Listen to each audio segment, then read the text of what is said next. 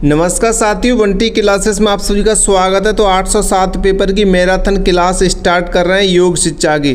योग शिक्षा आपकी सब्जेक्ट है, ये 25 नंबर की सब्जेक्ट रहती है आपकी। इसमें पास होने के लिए आपको 9 या 10 नंबर लाने होते हैं, ठीक है। पास होने के लिए 9-10 नंबर लाने होते हैं, तो आप आराम से ले आओगे। 5 नंबर के इसमें MCQ पूछे जाते हैं और बाकी का आपको लिखने को आता है तो आप लिख सकते हो, क्योंकि आज ही क्लास में हम आपको सिर्फ और सिर्फ महत्वपूर्ण प्रश्न उत्तर बताएंगे। तो आज की इस क्लास से आपको बहुत सारे क्वेश्चन आपके पेपर में देखने को मिलेंगे। तो MP DLED मुख्य परीक्षा 2026 प्रथम वर्ष की हम बात करेंगे। यही सब्जेक्ट आपकी सेम योग शिक्षा वाली सेकेंड ईयर में भी होती है। तो जितने भी बच्चे फर्स्ट ईयर वाले हैं, मैंने सेकेंड ईयर की मैराथन डाली है, उसको भी एक बार देख लेना, ठीक है। क्योंकि वहाँ से भी आपके क्वेश्चन पेपर में क्वेश्चन पूछ सकते हैं, तो आप देख लेना ज़रूर ध्यान से। तो यहाँ पे मैं आपसे यही चाहूँगा बस कि आप हमारी इस क्लास को लाइक करें, ताकि ये क्लास और बच्चों तक पहुँचे, और कमेंट कर दें, लाइक कमेंट और शेयर, ठीक है। ये आपको ज़रूर करना है, लाइक शेयर कमेंट। और जिन्होंने इस चैनल को सब्सक्राइब नहीं किया है वो सब्सक्राइब कर लें आगे की और क्लासेस देखने के लिए, ठीक है। तो यहाँ पे एक छोटी सी इन्फॉर्मेशन और जानकारी ये है कि अगर आप नोट्स लेना चाहते हैं तो बंटी क्लासेस के नोट्स ले सकते हैं अच्छी तैयारी के लिए। आपको नंबर दिखाई दे रहा है 72 40 28 72 81, ताकि आप उनसे सेल्फ स्टडी कर सकें, कम समय में ज़्यादा पढ़ सकें, ठीक है। अच्छी तैयारी कर सकें तो आप नोट्स परचेस कर सकते हैं। कम से कम पैसों में आपको नोट्स दिए जाएंगे, तो आप नोट्स ले लें, ज़्यादा बेटर रहेगा आपके लिए पढ़ने के लिए। जब तक आप क्लास देखोगे तब तक नोट्स को आप 2-3 बार पढ़ लोगे, तो नोट्स ले लो, ज़्यादा बेटर रहेगा। उसके बाद आप क्लास देख लेना 2-1 बार, तो आपका रिवीजन भी हो जाएगा और आपकी तैयारी भी अच्छी हो जाएगी, ठीक है। तो यहाँ पे एक चीज़ और मैं आपसे पूछना चाहूँगा, जैसे कि मैंने इंग्लिश वाली एक वीडियो डाली थी, तो उसमें क्या है, कुछ लोगों ने कुछ बैड कमेंट किए थे उसमें। तो आप लोग इतना देखें, अगर कोई एक आध शब्द यहाँ से गलती से भूल जाता है या नहीं आ पाता है, तो आप उसे नज़रअंदाज करके आगे बढ़ें। पूरा कंटेंट देखकर करें। मैं आपके लिए कितनी मेहनत करके आपके लिए इतना बड़ा कंटेंट तैयार करता हूँ सर, हर एक क्वेश्चन को लेके आता हूँ जो इम्पोर्टेंट है, वो इतनी मेहनत कर रहा हूँ आपके लिए। रात में सो नहीं पा रहा हूँ, मात्र 24 घंटे में से 2-1 घंटा सो पा रहा हूँ। पूरा दिन मोबाइल कंप्यूटर लैपटॉप में ही निकल रहा है मेरा, घर से बाहर नहीं निकल पा रहा हूँ। मैं एक रूम में ही बैठ के सारा काम कर रहा हूँ। फिर भी आप लोग बैड कमेंट करते हो कि सर आपने ये शब्द ऐसे नहीं ऐसे बोलना था, सर आप ये शब्द, तो भाई एक आध शब्द भूल जाते हैं, नहीं आता है दिमाग में, कुछ से कुछ भूल जाता है, तो थोड़ा बहुत आप सोचें समझें। लेकिन हाँ, कुछ लोगों ने बैड कमेंट किए, लेकिन मुझे जब अच्छा लगा कि उनको जवाब कुछ अच्छे लोगों ने अच्छे कमेंट के साथ दिया। उन लोगों को बहुत बहुत शुक्रिया, धन्यवाद जिन्होंने हमारी सपोर्ट की। जो स्टूडेंट हैं बहुत अच्छे स्टूडेंट हैं, ज़्यादातर हमारे से कुछ स्टूडेंट ही जुड़े हैं 2 दिन से, कुछ स्टूडेंट हैं कि फालतू के कमेंट कर रहे हैं। तो जो बैड कमेंट पे जिन्होंने अच्छा रिएक्शन दिया, अच्छे उनकी बैड कमेंट का जवाब दिया हमारी तरफ से, उन सभी स्टूडेंट को दिल से धन्यवाद। थोड़ा आप भी पढ़ें और अपने हिसाब से सोचें कि हम रात दिन मेहनत कर रहे हैं, भाई सो भी नहीं पा रहे हैं ढंग से, तो भाई थोड़ा बहुत गलतियाँ हो जाती हैं। नज़रअंदाज करके आप खुद पढ़ें, नोट्स लें और अच्छे से देखें, ठीक है। आपको भी दिखाई दे रहा है कि कोई शब्द गलती से भूल जाता है, क्योंकि आप फर्स्ट ईयर सेकंड ईयर एक क्लास की 3-3 4-4 क्लास अपलोड कर रहे हैं हम, तो रात दिन सो ही नहीं पा रहे हैं भाई, टाइम लगता है। आप खुद क्रिएट बन के देखो, बना कर देखो वीडियो को, फिर पढ़ा के देखो, आपको पता चल जाएगा हम आपके लिए कितनी मेहनत कर रहे हैं। आपको अगर अच्छा लगता है हमारा कंटेंट, आपको फ़ायदा है तो आप देखिए, नहीं तो छोड़िए, आगे जाइए किसी और को देखिए। लेकिन ये बैड कमेंट मत कीजिए। हाँ, कोई गलती हो रही है हमसे तो आप हमें बता सकते हैं कि सर आप ये ऐसे नहीं ऐसे करिए, तो हम करेंगे उस पर। लेकिन आप कुछ अलग ही टाइप की कमेंट करते हैं तो वो ना करें, नहीं तो आपको अपने चैनल से हाइड कर दिया जाएगा, आप और नेक्स्ट क्लासेस वगैरह कुछ नहीं देख पाएंगे हमारे चैनल पर, ठीक है। तो इस बात का विशेष ध्यान रखें। और जिन लोगों ने अच्छी बैड कमेंट पर अच्छा कमेंट दिया, उनके लिए दिल से धन्यवाद। तो चलिए हम क्वेश्चन स्टार्ट करते हैं। तो हमारा क्वेश्चन ये है कि ध्यान का क्या अर्थ है। पहला क्वेश्चन कह रहा है ध्यान का क्या अर्थ है, आपको इसका आंसर लिखना है, ठीक है। ये क्वेश्चन इंपॉर्टेंट है, जो भी हम करा रहे हैं पहले भी आ चुके हैं, तो सब इंपॉर्टेंट क्वेश्चन करा रहे हैं हम, ठीक है। इसी क्लास से आपके क्वेश्चन बनेंगे 807 पेपर में आपके में। तो ध्यान का अर्थ देखेंगे सबसे पहले, मन को किसी एक जगह पर टिकाएं। मन को किसी एक जगह पर टिकाए रखना। जब हमारा मन बिना इधर उधर भटके किसी एक विषय पर लगातार टिका रहे, उसे क्या कहते हैं, ध्यान कहते हैं। ध्यान का अर्थ आपको समझ में आ गया। मन को किसी एक जगह पर टिकाए रखना। जब हमारा मन बिना इधर उधर भटके किसी एक विषय पर लगातार टिका रहे उसे क्या कहते हैं, ध्यान कहते हैं। ये महर्षि पतंजलि के अनुसार यहाँ पे देखेंगे, तत्र प्रत्येकता ध्यानम, अर्थात किसी एक विषय पर मन का निरंतर बने रहना ही क्या है, ध्यान है। किसी एक जगह आप अपना ध्यान लगा लेंगे वही क्या कहलाता है, ध्यान कहलाता है। इधर उधर भटके किसी एक जगह या किसी वस्तु पर अगर आप ध्यान केंद्रित कर लेते हैं उसे ही क्या कहते हैं, ध्यान कहते हैं। आप इसे अच्छे से पढ़ के और अच्छे से आप समझ कर लिख सकते हैं इसे, ठीक है। जैसे यहाँ पे एग्जाम्पल समझे, जैसे कि दीपक की लौ बिना हिले एक जगह जलती रहती है, वैसे ही मन का एक जगह टिके रहना ध्यान है, ठीक है। तो ध्यान योग के अष्टांग का 7वां अंग होता है। ध्यान योग के अष्टांग का क्या होता है, 7वां अंग है, ठीक है। क्लियर, इतना ध्यान रखेंगे। इसे अच्छे से और पढ़ लेंगे एक बार, और जिनको नोट्स की ज़रूरत है वो नोट्स ले सकते हैं। सभी स्टूडेंट आप इसे पढ़ भी सकते हैं, स्वयं भी पढ़ा करें, ठीक है, ताकि कोई गलती आपको लगे ना। नेक्स्ट क्वेश्चन देखिए। नेक्स्ट क्वेश्चन कह रहा है, योग एवं व्यायाम में 4 अंतर लिखिए।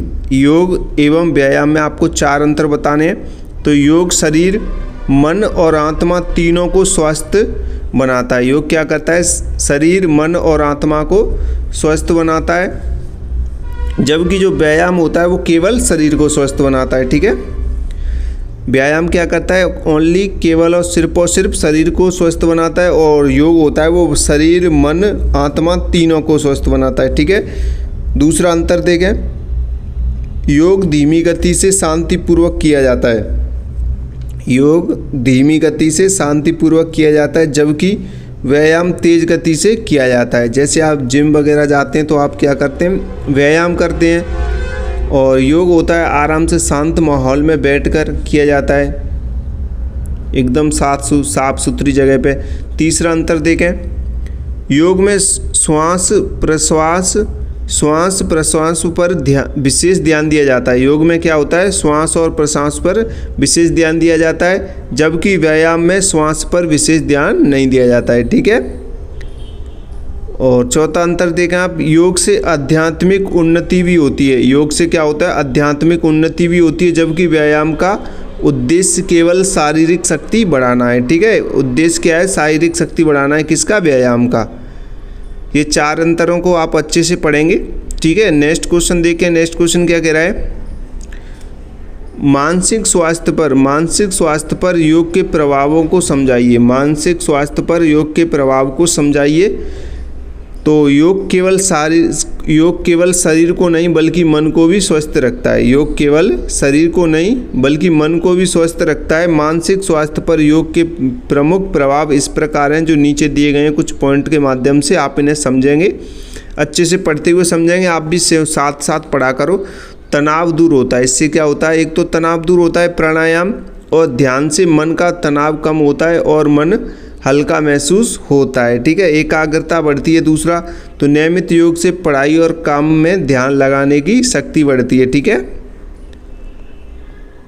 तीसरा देखें, चिंता और अवसाद दूर होता है। चिंता और अवसाद दूर होता है, यानी योग से मन की बेचैनी कम होती है और उदासी दूर होती है, ठीक है। और चौथा देखेंगे आप, अच्छी नींद आती है। तो योग करने से रात को अच्छी और गहरी नींद आती है। और पांचवा, आत्मविश्वास बढ़ता है, यानी कि नियमित योग से मन में सकारात्मक सोच आती है और आत्मविश्वास बढ़ता है, ठीक है। तो ये 5 पॉइंट के माध्यम से आप इसे अच्छे से पढ़ सकते हैं, तैयारी कर सकते हैं, ठीक है। मानसिक स्वास्थ्य पर योग के प्रभाव समझाइए। तो ये योग के प्रभाव है, तनाव दूर होता है, एकाग्रता बढ़ती है योग करने से, चिंता और अवसाद दूर होता है, अच्छी नींद आती है, आत्मविश्वास बढ़ता है, ठीक है। और आप इन्हें अच्छे से गहराई से समझें, पढ़ें, ताकि आप इनके अकॉर्डिंग आप लिख पाएँ, ठीक है। उसके बाद नेक्स्ट क्वेश्चन कह रहा है, सूर्य नमस्कार के लाभ लिखिए। तो सूर्य नमस्कार के आपको लाभ लिखने, तो सूर्य नमस्कार 12 आसनों का एक क्रमबद्ध समूह होता है। कितने आसनों का, 12 आसनों को। यहाँ से MCQ पूछा जाता है, कई बार पूछा गया है, ठीक है। सूर्य के कितने मंत्र होते हैं, 12 मंत्र होते हैं। तो सूर्य नमस्कार 12 आसनों का एक क्रमबद्ध समूह होता है। इससे पूरे शरीर का व्यायाम एक साथ हो जाता है। 12 आसनों से पूरे शरीर का व्यायाम एक साथ हो जाता है, ठीक है। तो सूर्य नमस्कार के यहाँ पे प्रमुख लाभ देखेंगे कि सूर्य नमस्कार करने से कौन कौन से लाभ होते हैं, क्या फ़ायदा होता है सूर्य नमस्कार करने से, ठीक है। तो यहाँ पे अगर आपसे क्वेश्चन पूछता है कि सूर्य नमस्कार से करने से क्या लाभ होता है या क्या फ़ायदा होता है, तो आप लिख सकते हैं कि शरीर लचीला और मजबूत बनता है। सूर्य नमस्कार करने से क्या होता है, शरीर लचीला और मजबूत बनता है, रक्त संचार ठीक रहता है और शरीर में ऊर्जा बढ़ती है, पाचन शक्ति बढ़ती है और वजन नियंत्रित रहता है, हड्डियां और मांसपेशियां मजबूत होती हैं, मन शांत होता है और तनाव दूर होता है। ठीक है, मन शांत होता है और तनाव दूर होता है, रोग प्रतिरोधक क्षमता बढ़ती है, इससे रोग प्रतिरोधक क्षमता बढ़ती है और आपका त्वचा में चमक आती है। ठीक है, त्वचा में चमक आती है। तो ये आप सूर्य नमस्कार के लाभ लिख सकते हैं, फ़ायदा लिख सकते हैं। ठीक है, अच्छे से इन पॉइंट को पढ़ें और लिखें समझते हुए। ठीक है, नेक्स्ट क्वेश्चन कह रहा है अष्टांग योग की अवधारणा को विस्तार पूर्वक समझाइए। अष्टांग योग की अवधारणा को आपको विस्तार पूर्वक समझाना। तो महर्षि पतंजलि ने अपने योग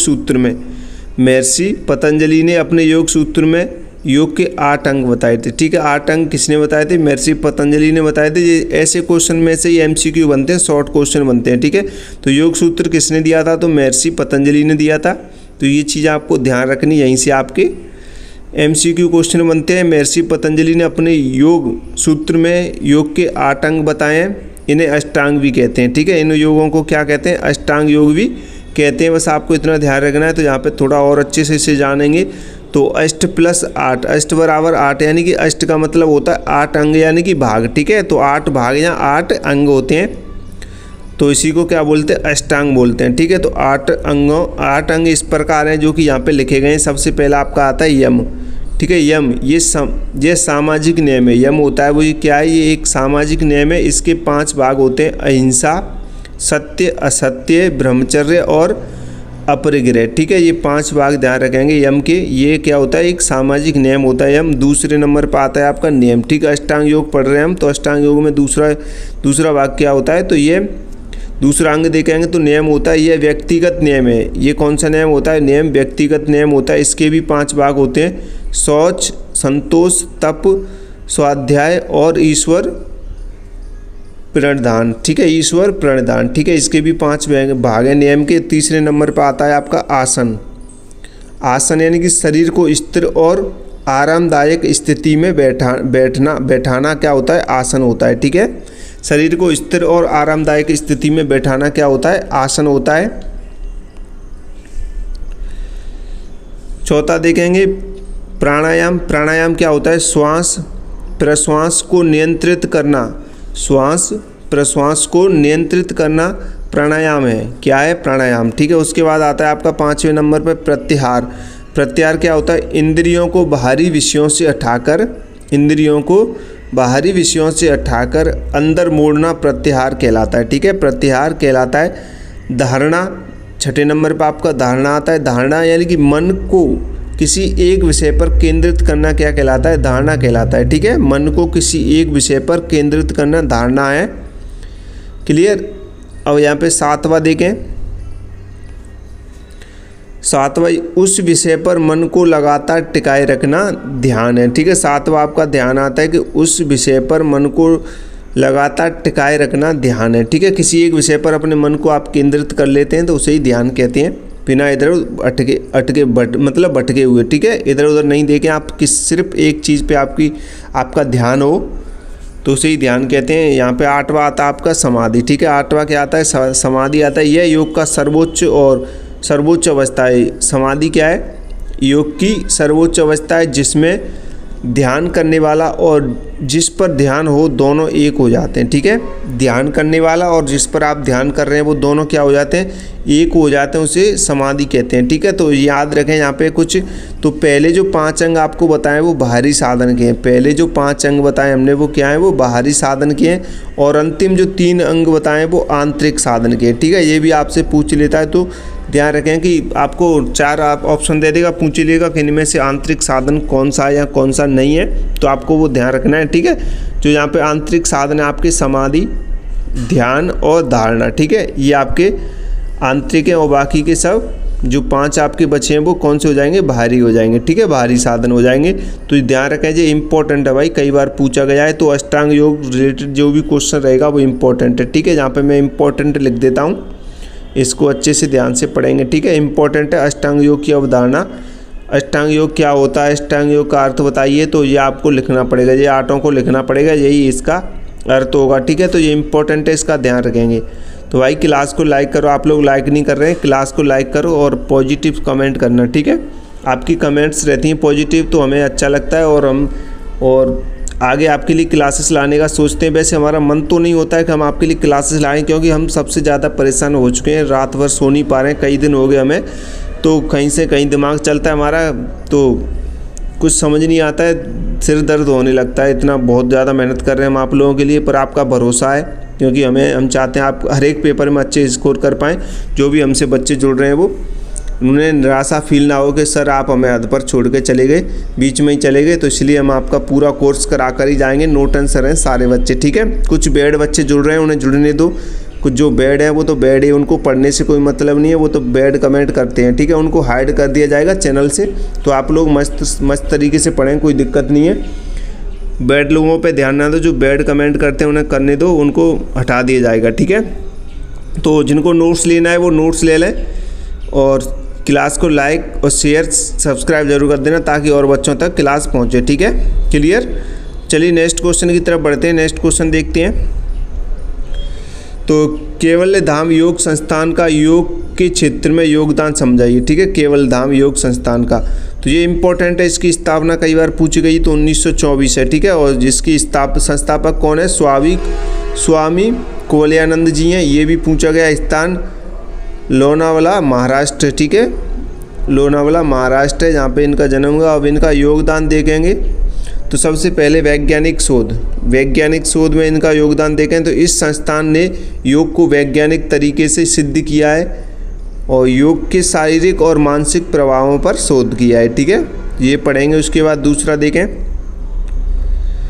योग पत्रिका यानी कि योग मीमांसा नाम की विश्व की पहली योग शोध पत्रिका प्रकाशित की है, ठीक है। इन्होंने योग मीमांसा यानी योगा कह लो या योग कहते हैं, वैसे तो योगा इंग्लिश में योगा भी बोल सकते हैं आप। योगा मीमांसा नामक की विश्व की पहली योग शोध पत्रिका प्रकाशित की है, ठीक है। योग शिक्षा देखें तो योग शिक्षकों को प्रशिक्षित करने के लिए सर्टिफिकेट, डिप्लोमा और डिग्री कोर्स चलाए गए हैं, ठीक है।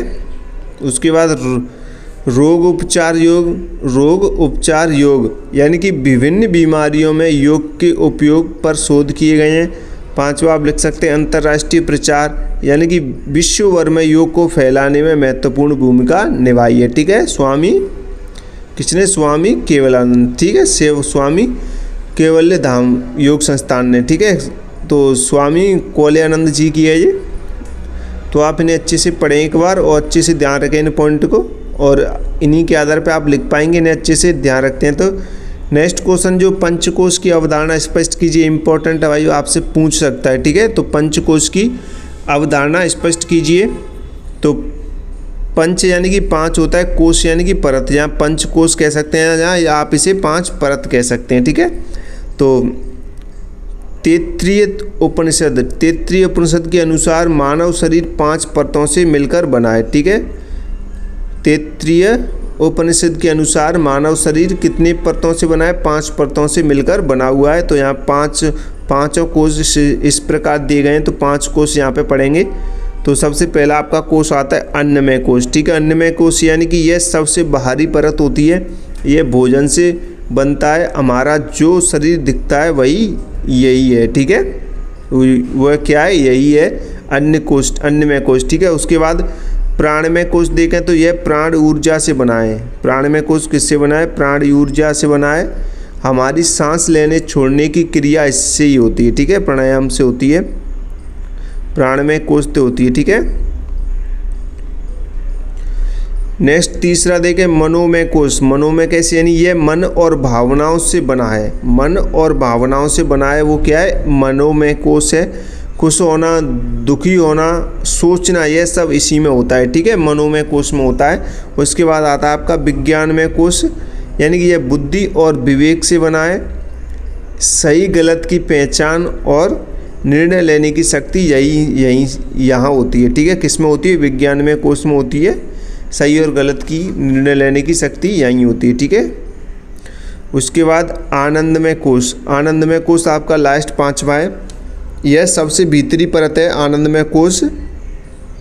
सबसे भीतरी परत है, ये आनंद और परम सुख से जुड़ा है। आनंद और परम सुख से जुड़ा है। गहरी नींद में यही जागृत होता है। ठीक है, गहरी नींद में यही जागृत होता है। तो यहाँ पे योग का उद्देश्य देखें, यानी इन पांचों कोषों को शुद्धि और संतुलित करना है। ठीक है, इन पांचों कोषों को शुद्ध और संतुलित करना है। ठीक है, नेक्स्ट क्वेश्चन देखें। नेक्स्ट क्वेश्चन कह रहा है प्रेच्छा ध्यान। प्रेच्छा ध्यान एवं विपश्यना ध्यान। प्रेच्छा ध्यान एवं विपश्यना ध्यान का अर्थ एवं उद्देश्य समझाइए। तो सबसे पहले हम प्रेच्छा ध्यान देखेंगे। तो प्रेच्छा ध्यान का अर्थ समझेंगे आप सबसे पहले। तो प्रेच्छा ध्यान क्या होता है? तो प्रेच्छा का अर्थ होता है देखना या अनुभव करना। प्रेच्छा का क्या अर्थ होता है? देखना या अनुभव करना। यह जैन परंपरा पर आधारित है। प्रेच्छा ध्यान किस पर आधारित है? जैन परंपरा पर आधारित है। इसे आचार्य महाप्रज्ञ ने विकसित किया था। ठीक है, प्रेच्छा को किसने विकसित किया था? आचार्य महाप्रज्ञ ने। ठीक है, अब इसके उद्देश्य देखें। यहाँ पे प्रेच्छा के उद्देश्य देखेंगे कि शरीर की आंतरिक संवेदनाओं को अनुभव करना। शरीर की आंतरिक संवेदनाओं को अनुभव करना, मन को शांत और निर्मल बनाना, बुरी आदतें और नकारात्मक विचार दूर करना है, व्यवहार में सुधार करना होता है। ठीक है, सुधार लाना होता है। तो ये आप इसके उद्देश्य देख सकते हैं। अब देखते हैं दूसरा आपका विपश्यना ध्यान। ठीक है, तो विपश्यना ध्यान क्या होता है यहाँ पे समझेंगे। तो विपश्यना का अर्थ होता है जैसा है वैसा देखना। जैसा है वैसा देखना, यह बौद्ध परंपरा पर आधारित है। इसे गौतम बुद्ध ने प्रचलित किया था। ठीक है, विपश्यना ध्यान को किसने प्रचलित किया था? गौतम बुद्ध ने किया था। ये बौद्ध परंपरा पर आधारित है विपश्यना ध्यान। ठीक है, इसका अर्थ होता है जैसा है वैसा ही देखना। ठीक है, जैसा है वैसा ही देखना इसका अर्थ है। तो यहाँ से ये क्वेश्चन में MCQ बन सकते हैं। आप इन्हें अच्छे से ध्यान से पढ़ते हुए याद रखना है, समझते हुए। ठीक है, तो अब इसके उद्देश्य देखें विपश्यना ध्यान के। तो यहाँ श्वास पर ध्यान केंद्रित करके मन को शांत करना होता है, पहला उद्देश्य। राग और द्वेष को दूर करना होता है। मन की गहरी शांति प्राप्त करना होता है। ठीक है, मन की गहरी शांति प्राप्त करना होता है और आत्मज्ञान और मुक्ति प्राप्त करना है। ठीक है, क्लियर? तो आप ये उद्देश्य ध्यान रखेंगे। नेक्स्ट क्वेश्चन देखें। नेक्स्ट क्वेश्चन कह रहा है अवसाद से आप क्या समझते हैं? अवसाद से आप क्या समझते हैं? इसे दूर करने के उपचार आपको बताने। ठीक है, अवसाद यानी कि डिप्रेशन होता है। अवसाद क्या होता है? डिप्रेशन होता है। तो इसे दूर करने के आपको उपचार यहाँ बताने, समस्याएं जो भी हैं आपको डिप्रेशन से, उसके बारे में आपको बताना है। ठीक है, तो उपचार बताएंगे इसको, मतलब दूर करने के उपाय जो भी होंगे वो। अवसाद यानी कि डिप्रेशन का अर्थ। ठीक है, अवसाद यानी कि डिप्रेशन का अर्थ यहाँ पे जानेंगे। अवसाद एक मानसिक रोग होता है। अवसाद क्या होता है? एक मानसिक रोग होता है जिसमें व्यक्ति लंबे समय तक उदास रहता है, किसी काम में मन नहीं लगता है और जीवन बेकार लगने लगता है। ठीक है, जीवन कैसा लगने लगता है? बेकार लगता है। जब कोई भी व्यक्ति है डिप्रेशन में चला जाता है तो उसका किसी भी काम में तो मन नहीं लगेगा, न जीवन उसका बेकार और उदास रहेगा 24 घंटे। ठीक है, तो डिप्रेशन का अर्थ आप समझ सकते हैं। उसके बाद अवसाद के यहाँ पे लक्षण देख सकते हैं कि क्या लक्षण रहेंगे आपके डिप्रेशन होने के।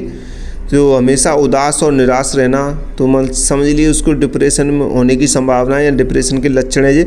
नींद ना आना, भूख ना लगना, किसी से बात ना करना। ठीक है, तो ये आप डिप्रेशन के लक्षण लिख सकते हैं। अवसाद, ठीक है, अवसाद के लक्षण। अवसाद को दूर करने के जो उपाय हैं वो यहाँ पे आप देखेंगे। उपचार उपाय, तो नियमित योग करें, ध्यान और प्राणायाम करें। ठीक है, नियमित योग में ध्यान और प्राणायाम करें आप, अवसाद दूर हो जाएगा। परिवार और मित्रों से जुड़े रहें, अकेले ना रहें। अकेले रहोगे तो डिप्रेशन के शिकार हो सकते हैं। तो मनोचिकित्सक से परामर्श लें, यानी कि डॉक्टर, जो मनोविज्ञान डॉक्टर होते हैं उनसे भी आपको परामर्श लेनी चाहिए कि कैसे क्या करें। और नियमित दिनचर्या बनाएं, सही समय पर सोएं और खाएं। ठीक है, अपनी पसंद के काम करें, जैसे संगीत, बागवानी आदि। ठीक है, जो आपको अच्छा लगता है वो काम करें आप। ज़रूरत होने पर डॉक्टर की सलाह से दवाइयाँ लें। ठीक है, तो ये अवसाद दूर यानी डिप्रेशन करने के उपचार या उपाय आप लिख सकते हैं इनमें से। नेक्स्ट क्वेश्चन देखें। भाई क्लास को लाइक करो, आप लोग लाइक नहीं कर रहे हैं, लाइक तो करो, कम से कम लाइक शेयर कमेंट करो। ठीक है, नेक्स्ट क्वेश्चन देखें। नेक्स्ट क्वेश्चन क्या कह रहा है? मानव शरीर प्रणाली पर व्यायाम के प्रभाव को समझाइए। मानव शरीर प्रणाली पर व्यायाम के प्रभाव को समझाइए। नियमित व्यायाम से मानव शरीर की सभी प्रणालियाँ स्वस्थ रहती हैं। नियमित व्यायाम से मानव शरीर की सभी प्रणालियाँ क्या रहती हैं? स्वस्थ रहती हैं। तो मानव शरीर प्रणाली पर व्यायाम के हम प्रभाव को समझाते हैं यहाँ पे। तो सबसे पहले जो है हृदय प्रणाली, ठीक है, सबसे पहले क्या आएगा? हृदय प्रणाली पर। तो हृदय की मांसपेशियाँ मजबूत होती हैं और रक्त संचार इससे क्या होता है? बेहतर होता है, ठीक है। दूसरा देखें श्वसन प्रणाली पर, तो इससे फेफड़ों की क्षमता बढ़ती है और शरीर को अधिक ऑक्सीजन मिलती है। तीसरा पाचन प्रणाली पर, यानी कि पाचन शक्ति बढ़ती है और कब्ज दूर होती है। चौथा हड्डी और मांसपेशियों पर, हड्डी और मांसपेशी पर, तो हड्डियां मजबूत होती हैं इससे और मांसपेशियां सुगंधित होती हैं, ठीक है, सुगंधित बनती हैं। पांचवा तंत्रिका प्रणाली पर, यानी कि मस्तिष्क की कार्य क्षमता बढ़ती है और एकाग्रता आती है। और उसके बाद प्रतिरक्षा प्रणाली, यानी कि रोगों से लड़ने की शक्ति बढ़ती है और बीमारी कम होती है, ठीक है। तो आप ये लिख सकते हैं। उसके बाद नेक्स्ट क्वेश्चन देखें। पीठ के बल लेटकर किए जाने वाले 4 आसनों के नाम लिखिए। देखो, पीठ के बल लेटकर किए जाने वाले चार आसनों के नाम लिखने। इनमें से आपसे MCQ भी पूछ सकता है, ठीक है। तो पीठ के बल लेटकर किए जाने वाले आसनों को सुपाइन आसन भी कहते हैं, ठीक है, सुपाइन आसन भी कहते हैं, ध्यान रखेंगे। तो यहाँ पे देखेंगे पीठ के लेट से, यानी पीठ के बल लेटकर किए जाने वाले आसन देखेंगे तो शवासन हो जाएगा, यानी पीठ के बल लेटकर पूरे शरीर को ढीला छोड़ते हैं। दूसरा आपका पवन मुक्तासन हो जाएगा। पवन मुक्तासन यानी कि घुटनों को पेट से लगाया जाता है इसमें। और सेतु बंदासन हो जाएगा। सेतु बंदासन यानी कि पीठ के बल लेटकर कमर को ऊपर उठाते हैं। नौकासन यानी कि पीठ के बल लेटकर हाथ और पैर दोनों ऊपर उठाते हैं, ठीक है। तो आप ध्यान रखें। नेक्स्ट क्वेश्चन देखें।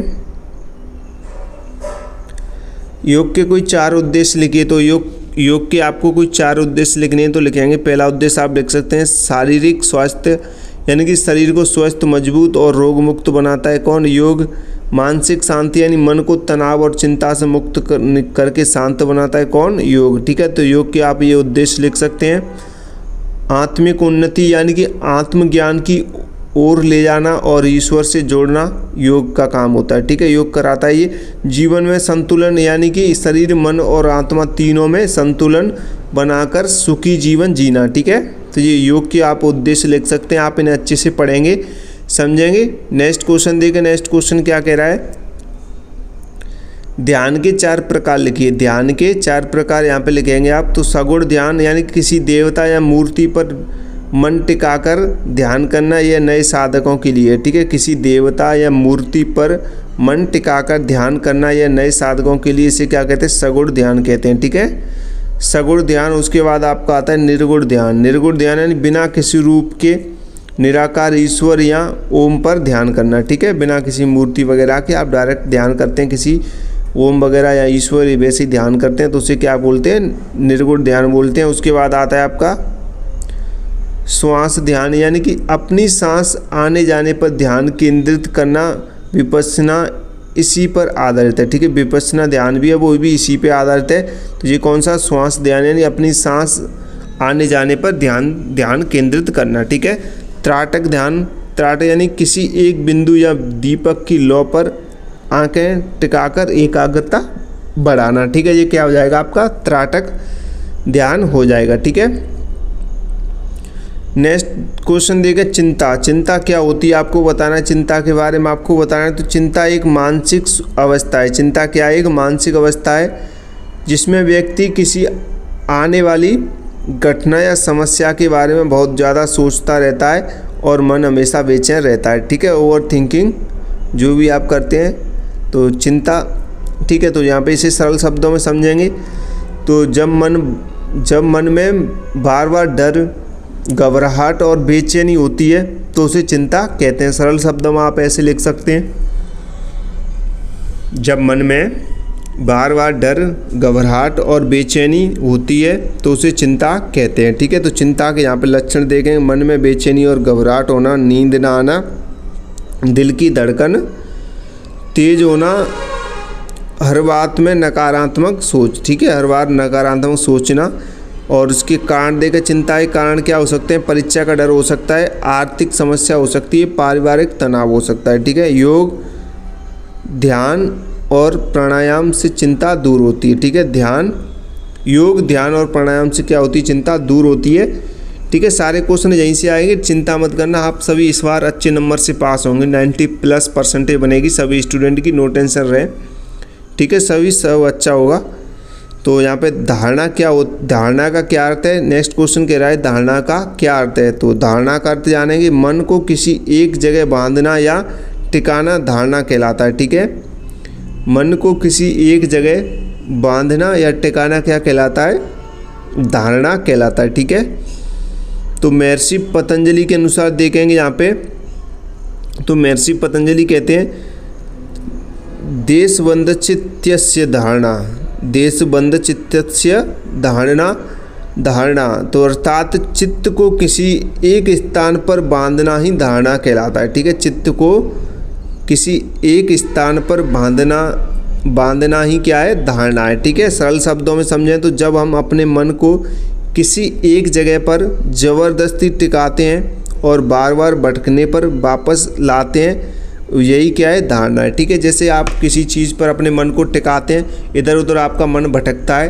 फिर भी आप वहीं ले आते हैं बार बार, तो वही क्या है, धारणा है। ठीक है, देखो प्रश्न के शब्दों का अलग अलग अर्थ हो सकता है। कई शब्दों को आप देखते हो धारणा क्वेश्चन के आप कहीं पे भी बुक में पढ़ोगे तो और अलग शब्द लिखे होंगे, वहाँ पे धारणा का अर्थ और होगा। तो यानी कि सेम चीज़ें होती है, लेकिन भाषा के अकॉर्डिंग सरल आसान बनाना होता है। ठीक है, आप बुक की लैंग्वेज देखेंगे धारणा के बारे में तो वहाँ पे कुछ और लिखा होगा, यहाँ पे आप देखेंगे तो यहाँ पे कुछ और देखने को मिल रहा है, आप गूगल पर सर्च करेंगे तो वहाँ पे कुछ और देखने को मिलेगा, लेकिन अर्थ सेम ही है, सब चीज़ सेम है, सही है, लेकिन उनका जो है लैंग्वेज क्या है, थोड़ा सरल बना दी गई है, शब्दों को थोड़ा सरल कर दिया गया है ताकि आपको पढ़ने में क्या हो, आसानी हो। ठीक है, तो आप टेंशन ना लें कि सर आप क्या बता रहे हैं क्या ना बता रहे हैं, तो नो टेंशन रहें, बुक में क्या है ये सब चीज़ें छोड़ो, ये भी हम जो है वो सरल तरीके से लेके आ रहे हैं आपके लिए, बस आप इन्हें याद रखें और एग्जाम में लिख के आएँ, एक भी बच्चा फेल नहीं होगा, ये हम बता रहे हैं आपसे, हम कह रहे हैं। ठीक है, तो जैसे कि यहाँ पे देख सकते हैं कि नाभि पर, हृदय पर या किसी एक बिंदु पर मन टिकाना ही क्या कहलाता है, धारणा कहलाता है। तो धारणा अष्टांग योग का 6वां अंग होता है। धारणा क्या होता है, अष्टांग योग का 6वां अंग होता है। धारणा, ध्यान, समाधि, यही क्रम है। ठीक है, ये तीनों कैसे होते हैं, आंतरिक होते हैं, और जो पहले 5 होते हैं वो बाहरी वाले होते हैं। ठीक है, तो धारणा, ध्यान, समाधि, ठीक है, यही क्रम है। तो पहले आपका 6वें नंबर पे धारणा आता है, 7वें पे ध्यान और 8वें पे समाधि। तो आज जो हम अष्टांग योग बताएं उनको अच्छे से ध्यान रखें, वहीं से क्वेश्चन आपसे पूछे जाएंगे। ठीक है, प्रेच्छा ध्यान के 4 लाभ लिखिए। प्रेच्छा ध्यान को क्या होता है वो थोड़ी देर पहले हम आपको कराए थे, यहाँ पे प्रेच्छा ध्यान के 4 लाभ देखेंगे।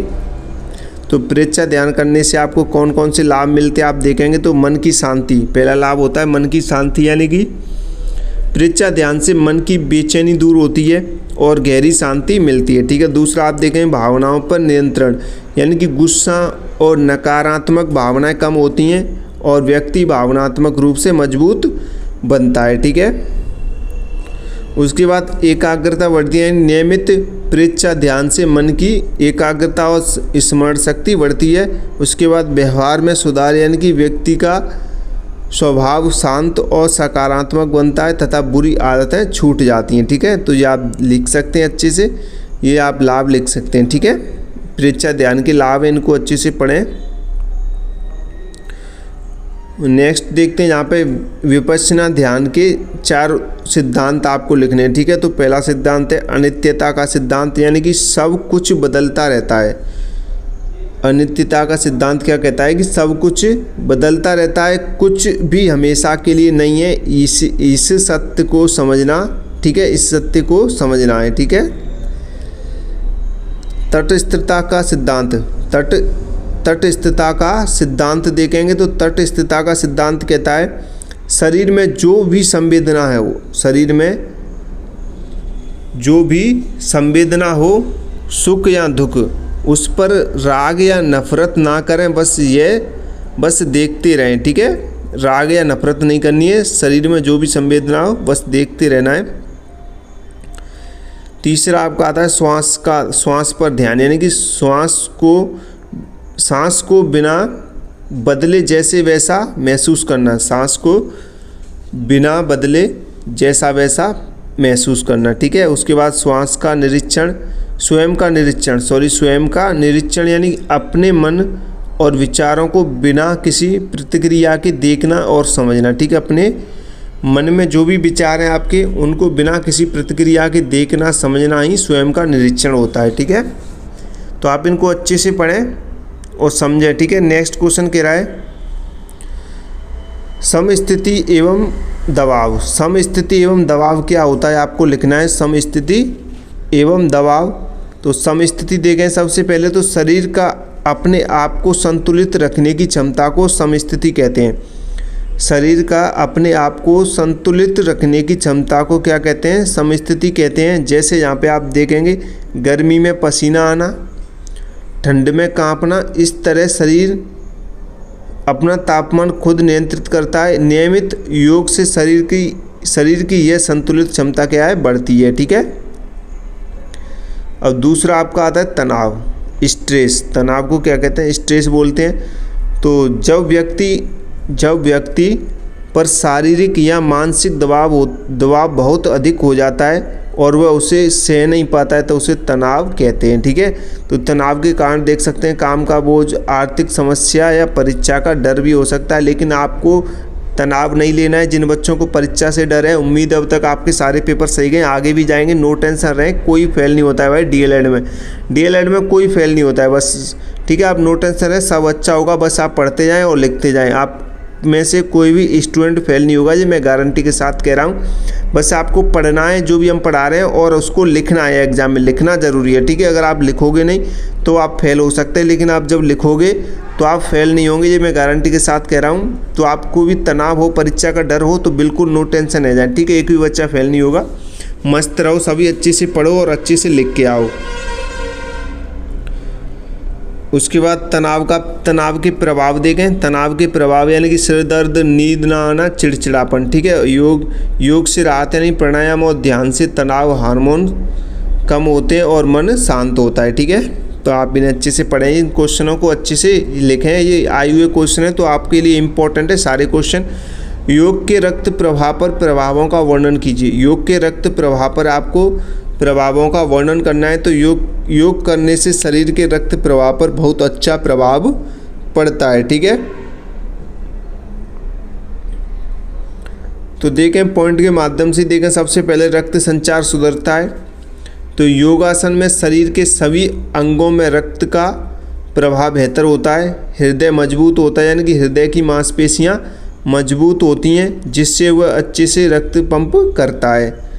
और स्ट्रोक वॉल्यूम बढ़ता है, यानी कि हृदय प्रत्येक धड़कन में अधिक रक्त पंप करने में क्या होता है, सक्षम होता है। ठीक है, उसके बाद आप लिख सकते हैं ब्लड प्रेशर नियंत्रित होता है इससे, यानी कि योग और प्राणायाम से उच्च रक्तचाप नियंत्रित होता है और रक्त शुद्ध होता है, यानी कि प्राणायाम से शरीर को अधिक ऑक्सीजन मिलती है, जिससे रक्त शुद्ध होता है। ठीक है, तो प्राणायाम आप कीजिए, सभी स्टूडेंट प्राणायाम भी किया करें। ठीक है, नेक्स्ट क्वेश्चन देखें। नेक्स्ट क्वेश्चन कह रहा है कि बैठकर किए जाने वाले 4 आसनों के नाम लिखिए। तो बैठकर किए जाने वाले 4 आसनों के नाम लिखेंगे। तो सबसे पहले पद्मासन, ये एमसीक्यू में भी आपसे पूछे जाते हैं, ध्यान रखेंगे। दोनों पैरों को मोड़कर कमल के फूल की तरह बैठते हैं इसमें पद्मासन में। ठीक है, उसके बाद आपका आता है वज्रासन।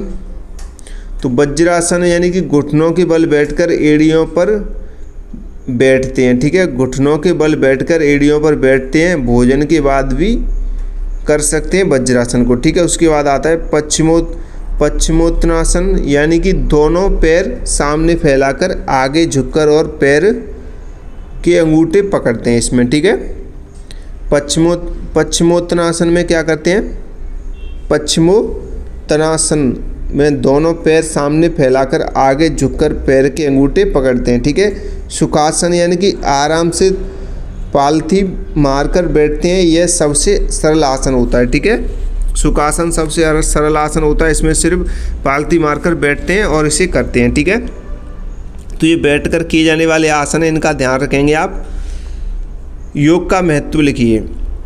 योग का महत्व क्या होता है वो आपका लिखना है। तो योग हमारे जीवन में महत्वपूर्ण है। ठीक है, तो देखो योग का महत्व आपसे पूछ सकता है कि योग का आपके जीवन पर क्या प्रभाव रहता है, योग का आपके जीवन में कितना महत्व है, तो आप लिखिए। तो आप ऐसे लिख सकते हैं। तो ये सारे क्वेश्चन के आंसर क्या है, मिलते जुलते रहते हैं महत्व के अकॉर्डिंग। ठीक है, तो आप यहाँ पे देखेंगे तो योग हमारे जीवन में महत्वपूर्ण भूमिका निभाता है या महत्वपूर्ण है। कैसे, तो यहाँ देखें सबसे पहले शारीरिक महत्व देखेंगे। तो शरीर को स्वस्थ और मजबूत और रोग मुक्त बनाता है। रोग प्रतिरोधक क्षमता बढ़ती है इससे। ठीक है, कौन करता है शारीरिक महत्व, योग की वजह से। ठीक है, योग करने से होता है ये मानसिक महत्व, यानी कि तनाव, चिंता और अवसाद दूर होता है। अवसाद यानी कि डिप्रेशन दूर होते हैं। मन शांत और एकाग्र होता है। ठीक है, तो आप इन्हें अच्छे से पढ़ेंगे ध्यान से। उसके बाद आप देखें आध्यात्मिक महत्व, यानी कि आत्मज्ञान की प्राप्ति होती है, जीवन में सकारात्मकता आती है। उसके बाद शैक्षिक महत्व, यानी बच्चों की एकाग्रता बढ़ती है, पढ़ाई में मन लगता है और स्मरण शक्ति तेज होती है इससे। ठीक है, उसके बाद आता है सामाजिक महत्व, यानी कि व्यवहार में सुधार होता है और परिवार तथा समाज में शांति बनती है। ठीक है, इसलिए कहा गया है योग कर्मसु कौशलम। ठीक है, योग कर्मसु कौशलम, इसका ध्यान रखेंगे। तो इन पॉइंट को अच्छे से आप पढ़ेंगे। ठीक है, नेक्स्ट क्वेश्चन देखें। नेक्स्ट क्वेश्चन कह रहा है ध्यान में बाधक तत्व कौन से। ध्यान करते समय जो बाधाएं बनती हैं, बाधाएं आती हैं, उनके बारे में आपको लिखना है। तो ध्यान में बाधक तत्व कौन से होते हैं देखेंगे। तो ध्यान करते समय जो चीज़ें बाधा डालती हैं उन्हें बाधक तत्व कहते हैं। ठीक है, तो मन का भटकना, सबसे पहले मन का भटकना। तो ध्यान के समय मन बार बार इधर उधर जाता है, यह सबसे बड़ी बाधा होती है। ठीक है, ध्यान में। उसके बाद शारीरिक अस्वस्थता, यानी कि शरीर में दर्द, बीमारी या थकान होने पर ध्यान नहीं लग पाता है। उसके बाद बाहरी शोर शराबा, आसपास की आवाज़ें ध्यान को तोड़ देती हैं। नींद आना, यानी कि ध्यान के समय नींद आ जाना भी एक बड़ी बाधा है ध्यान में। ठीक है, तो आप इनको ध्यान से अच्छे से पढ़ेंगे पॉइंट को। मन के विकार, यानी कि काम, क्रोध, लोभ और मोह जैसे विकार ध्यान में बाधा डालते हैं। ठीक है, तो आप इन्हें अच्छे से पढ़ें और आप नोट्स जरूर ले लें ध्यान से। मैं यहाँ पे आपको फिर से बता देता हूँ, नोट्स ले लेंगे तो आप ज़्यादा बेटर रहेंगे। नोट्स पढ़ लें। ठीक है, और जो सेकेंड ईयर की मैराथन क्लास है वो भी आप देख लेना, वहाँ से भी आपके प्रश्न पत्र में क्वेश्चन पूछे जा सकते हैं। ठीक है, तो नोट्स भी आप पढ़ लें अच्छे से। कम पैसों में आपको नोट्स मिल जाएंगे। नोट्स से आपका समय बच जाएगा, आराम से आप तैयारी कर लेंगे। और सब्जेक्ट है तो आप और सब्जेक्ट भी आराम से पढ़ लेंगे। ठीक है, नेक्स्ट क्वेश्चन देखें। नेक्स्ट क्वेश्चन क्या कह रहा है, आधुनिक युग में योग का पुनर्जागरण किस प्रकार हो रहा है। आधुनिक युग में योग का पुनर्जागरण किस प्रकार हो रहा है, इसके बारे में आपको लिखना है। ठीक है, तो आधुनिक समय में योग निम्न तरीकों से पुनर्जीवित हो रहा है। कौन कौन से तरीके यहाँ पे देखेंगे। सबसे पहले महान योगाचार्यों का योगदान है, उस वजह से हो रहा है। जैसे स्वामी विवेकानंद, स्वामी रामदेव और श्री श्री रविशंकर ने योग का व्यापार प्रचार किया है। ठीक है, बहुत ज़्यादा प्रचार, व्यापक यानी बहुत प्रचार किया है। विश्व योग दिवस, यानी 21 जून को विश्व योग दिवस मनाया जाता है, जो 2015 से प्रधानमंत्री नरेंद्र मोदी की पहल पर शुरू हुआ। 190 से अधिक देश इसे मानते हैं। ठीक है, तो विश्व योग दिवस पर आपसे टिप्पणी लिखने को बोल सकता है, तो इसके कुछ पॉइंट याद रखें और आप इसे अच्छे से पढ़ें। ठीक है, उसके बाद योग शिक्षा, स्कूल, कॉलेज और विश्वविद्यालय में योग को पाठ्यक्रम में शामिल किया गया है इस वजह से। और आधुनिक तकनीक, यानी कि यूट्यूब, ऐप्स और ऑनलाइन क्लासेस से घर बैठे योग सीखा जा रहा है। ठीक है, और उसके बाद आप लिख सकते हैं वैज्ञानिक प्रमाण, यानी आधुनिक विज्ञान ने योग के फायदों को सिद्ध किया है और जिससे लोगों का विश्वास बढ़ा है। ठीक है, तो ये 5 पॉइंट आप लिख सकते हैं इसमें। नेक्स्ट क्वेश्चन देखें, संक्षिप्त टिप्पणी लिखिए। देखो संक्षिप्त टिप्पणी लिखिए, यम प्राणायाम पर आपको और विश्व योग दिवस। देखो इन तीनों में आपको संक्षिप्त टिप्पणी लिखनी है। तो यम, प्राणायाम, और ये तो यम और प्राणायाम तो अष्टांग योग के ही भाग हैं दो। ठीक है, और विश्व योग दिवस अलग है। तो ये आप मैं बोले थे कि विश्व योग दिवस आपको अच्छे से करना चाहिए और अष्टांग योग, इनसे क्वेश्चन आपसे पूछते हैं। ठीक है, तो आप यम के बारे में लिखेंगे कि यम अष्टांग योग का पहला अंग है। ठीक है, पहला अंग है, यह सामाजिक नियम है, इसे 5 भागों में बांटा गया है। ठीक है, तो इसे याद रखें। यहाँ से अष्टांग योग को अच्छे से आप पढ़ लें, यहाँ से ज़रूर क्वेश्चन पूछे जाते हैं हर साल। ठीक है, तो पहला जो इसका भाग है, पहला भाग देखेंगे। अष्टांग योग का जो यम होता है वो सामाजिक नियम होता है, इसके भी ये 5 भाग होते हैं। ठीक है, तो पहला भाग होता है यम का पहला भाग देखेंगे अहिंसा। अहिंसा यानी कि किसी को मन वचन कर्म से कष्ट ना देना। ठीक है, दूसरा आपका सत्य यानी कि हमेशा सच बोलना। असत्य यानी कि असत्य यानी कि चोरी ना करना। ठीक है, और ब्रह्मचर्य यानी कि इंद्रियों पर संयम रखना। ठीक है, इंद्रियों पर संयम रखना। और अपरिग्रह यानी कि ज़रूरत से ज़्यादा ना लेना। ठीक है, ज़रूरत से ज़्यादा ना लेना। ठीक है, तो ये ध्यान रखें इसका। दूसरा यानी कि प्राणायाम। प्राणायाम अष्टांग योग का चौथा अंग होता है। ठीक है, प्राण प्लस आयाम, श्वास को नियंत्रित करना होता है। ठीक है, श्वास को नियंत्रित करना इसका अर्थ होता है। इसके 3 भाग होते हैं, पूरक यानी श्वास अंदर लेना, कुंभक यानी कि रोकना होता है, और रेचक यानी कि बाहर छोड़ना होता है। ठीक है, तो इसमें फेफड़े मजबूत होते हैं, मन शांत होता है और तनाव दूर होता है। ठीक है, प्राणायाम से। तो ये आप ध्यान रखेंगे प्राणायाम के बारे में। और ये विश्व योग दिवस के बारे में एक टिप्पणी सी छोटी सी आप इसे याद रखेंगे, इसी के आधार पर आप ज़्यादा लिख सकते हैं।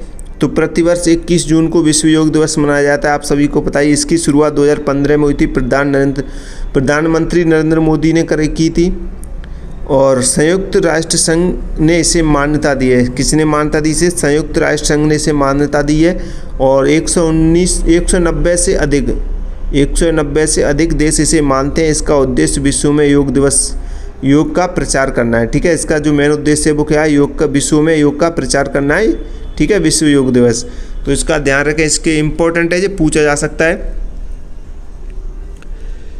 नेक्स्ट क्वेश्चन देखें। नेक्स्ट क्वेश्चन क्या कह रहा है? नेक्स्ट क्वेश्चन देखें, पतंजलि के आधार पर ध्यान पद्धति को समझाइए। पतंजलि के आधार पर आपको ध्यान पद्धति को समझाना है। तो महर्षि पतंजलि के आधार पर देखेंगे, तो महर्षि पतंजलि के अनुसार तत्र प्रत्येकतनता ध्यानम, अर्थात किसी एक विषय पर मन का निरंतर बने रहना ध्यान है। जी हम पहले भी आपको बता चुके हैं। तो पतंजलि की ध्यान पद्धति 3 चरणों में होती है। ठीक है, पतंजलि की ध्यान पद्धति 3 चरणों में होती है। आप इसे अच्छे से पढ़ेंगे तो कौन कौन से चरण में होती है। पहला चरण देखेंगे धारणा। पहला चरण होता है धारणा, यानी कि मन को किसी एक विषय जैसे नाभि, हृदय या नासिका पर केंद्रित करना आपका ध्यान हो जाएगा। दूसरा चरण ध्यान, यानी कि जब मन उस एक विषय पर लगातार बिना टूटे टिका रहे तब क्या है? ध्यान बनता है। उसके बाद आपका तीसरा चरण समाधि, यानी कि जब ध्यान करने वाला और जिस पर ध्यान हो दोनों एक हो जाएं, यह सर्वोच्च अवस्था है। ठीक है, समाधि का एक सर्वोच्च अवस्था है। ध्यान के लिए जरूरी बात है, यानी कि शांत स्थान होना चाहिए, स्थिर आसन होना चाहिए, नियमित श्वास और नियमित अभ्यास होना चाहिए। ठीक है, तो आप ये लिख सकते हैं, आराम से इसे पढ़ेंगे। पतंजलि के आधार पर ध्यान पद्धति है, तो आप इसे अच्छे से समझेंगे, पढ़ेंगे। ठीक है, और लिखेंगे एग्जाम में पूछे तो। नेक्स्ट क्वेश्चन देखें। नेक्स्ट क्वेश्चन कह रहा है तंत्र का तंत्र पर योग के प्रभावों का वर्णन कीजिए। तंत्र पर योग के प्रभावों का आपको वर्णन करना है। तो तंत्र यानी कि नर्वस सिस्टम, मस्तिष्क और शरीर के बीच संदेश पहुंचाता है। मस्तिष्क और शरीर के बीच क्या पहुंचाता है? संदेश पहुंचाता है। कौन पहुंचाता है? तंत्र यानी कि नर्वस सिस्टम। योग इस पर बहुत अच्छा प्रभाव डालता है। कैसे? तो कुछ पॉइंट के माध्यम से देखेंगे। तो सबसे पहले मस्तिष्क की शांति यानी कि ध्यान और प्राणायाम से मस्तिष्क शांत होता है। दूसरा तनाव हार्मोन कम, यानी कि योग से तनाव हार्मोन का स्तर क्या होता है? कम होता है। ठीक है, उसके बाद एकाग्रता बढ़ती है, यानी कि नियमित योग से मस्तिष्क की कार्य क्षमता क्या होती है? बढ़ती है। और उसके बाद देखें चौथा पॉइंट, अच्छी नींद, यानी कि तंत्र शांत होने से गहरी नींद आती है। और मानसिक रोगों में लाभ, यानी कि चिंता और अवसाद में तंत्र को राहत मिलती है। ठीक है, तो ये 5 पॉइंट आप ध्यान रखेंगे। नेक्स्ट क्वेश्चन देखें। नेक्स्ट क्वेश्चन कह रहा है शरीर रचना एवं शरीर क्रिया विज्ञान की भूमिका पर प्रकाश डालिए। तो शरीर रचना देखें सबसे पहले।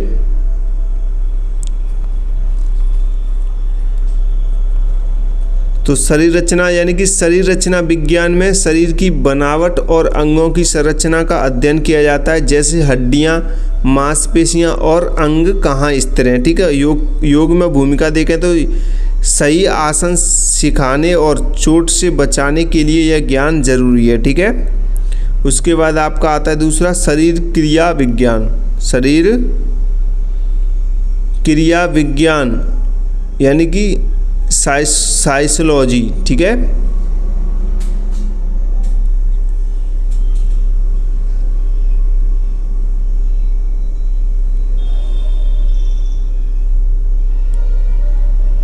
इसमें शरीर के अंग कैसे काम करते हैं इसका अध्ययन होता है। इसमें शरीर के अंग कैसे काम करते हैं इसका अध्ययन होता है।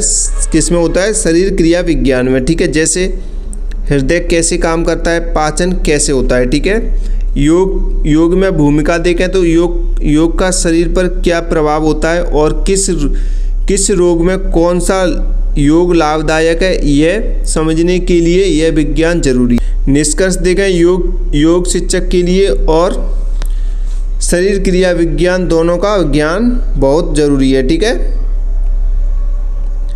नेक्स्ट क्वेश्चन देखें, योग का अर्थ। आपसे योग का अर्थ पूछ लेता है तो इम्पोर्टेंट है भाई, योग का अर्थ ये भी आपको आना चाहिए। तो योग शब्द संस्कृत की युज धातु से बना है। ठीक है, योग शब्द किससे बना है? संस्कृत की युज धातु से बना है, जिसका अर्थ क्या होता है? जोड़ना या मिलाना होता है। ठीक है, अर्थ योग का अर्थ आपसे पूछ लेता है एमसीक्यू में भी, तो आप लिख सकते हैं योग का अर्थ होता है जोड़ना या मिलाना। ठीक है, मिलाना। ठीक है, तो महर्षि पतंजलि के अनुसार यहाँ पे देखेंगे तो महर्षि पतंजलि के अनुसार यानी कि योग चित्त वृत्ति निरोध, योग चित्त वृत्ति निरोध यानी कि अर्थात चित्त की वृत्तियों को रोकना ही योग होता है। ठीक है, चित्त की वृत्तियों को रोकना ही क्या होता है? योग होता है। तो श्रीमद् भागवत गीता के अनुसार यहाँ पे देखें, योग कर्मसु कौशलम यानी कि अर्थात कार्यों में कुशलता ही क्या है? योग है। ठीक है, सरल शब्दों में समझें यानी कि शरीर, मन और आत्मा को स्वस्थ और संतुलित रखने की विधि क्या कहलाती है? योग कहलाती है। ठीक है, तो आप ये सरल शब्दों में इसे समझ सकते हैं, आप इसे अच्छे से पढ़ेंगे। नेक्स्ट क्वेश्चन देखिए, नेक्स्ट क्वेश्चन क्या कह रहा है? शिक्षक एवं विद्यार्थियों के लिए योग का महत्व बताइए। शिक्षक और विद्यार्थियों के लिए योग का महत्व बताना है। तो विद्यार्थियों के लिए योग का महत्व देखेंगे तो एकाग्रता और स्मरण शक्ति बढ़ती है, जिससे पढ़ाई में मदद होती है बच्चों की। ठीक है, परीक्षा का तनाव और डर कम होता है, इससे शरीर स्वस्थ और ऊर्जावान रहता है। अनुशासन और नियमित दिनचर्या की आदत पड़ती है इसमें। ठीक है, अब शिक्षकों के लिए देखें तो शिक्षकों के लिए योग किस तरीके से महत्वपूर्ण होता है? तो धैर्य और सहनशीलता बढ़ती है शिक्षक के अंदर योग करने से, मानसिक शांति मिलती है जिससे बेहतर अध्यापन होता है। ठीक है, और आत्मविश्वास बढ़ता है, शिक्षकों का व्यक्तित्व निखरता है योग करने से, और शारीरिक और मानसिक दोनों रूप से स्वस्थ रहते हैं शिक्षक। ठीक है, नेक्स्ट क्वेश्चन देखें, ध्यान के 4 लाभ लिखिए। ध्यान के 4 लाभ लिखने हैं।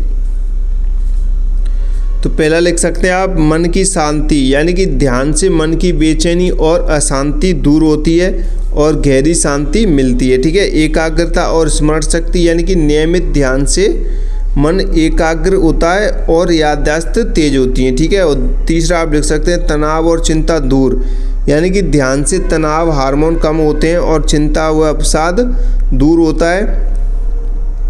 चौथा आप लिख सकते हैं आत्मज्ञान, ध्यान से व्यक्ति खुद को पहचानता है, आत्मविश्वास बढ़ता है और जीवन में सकारात्मकता आती है। ठीक है,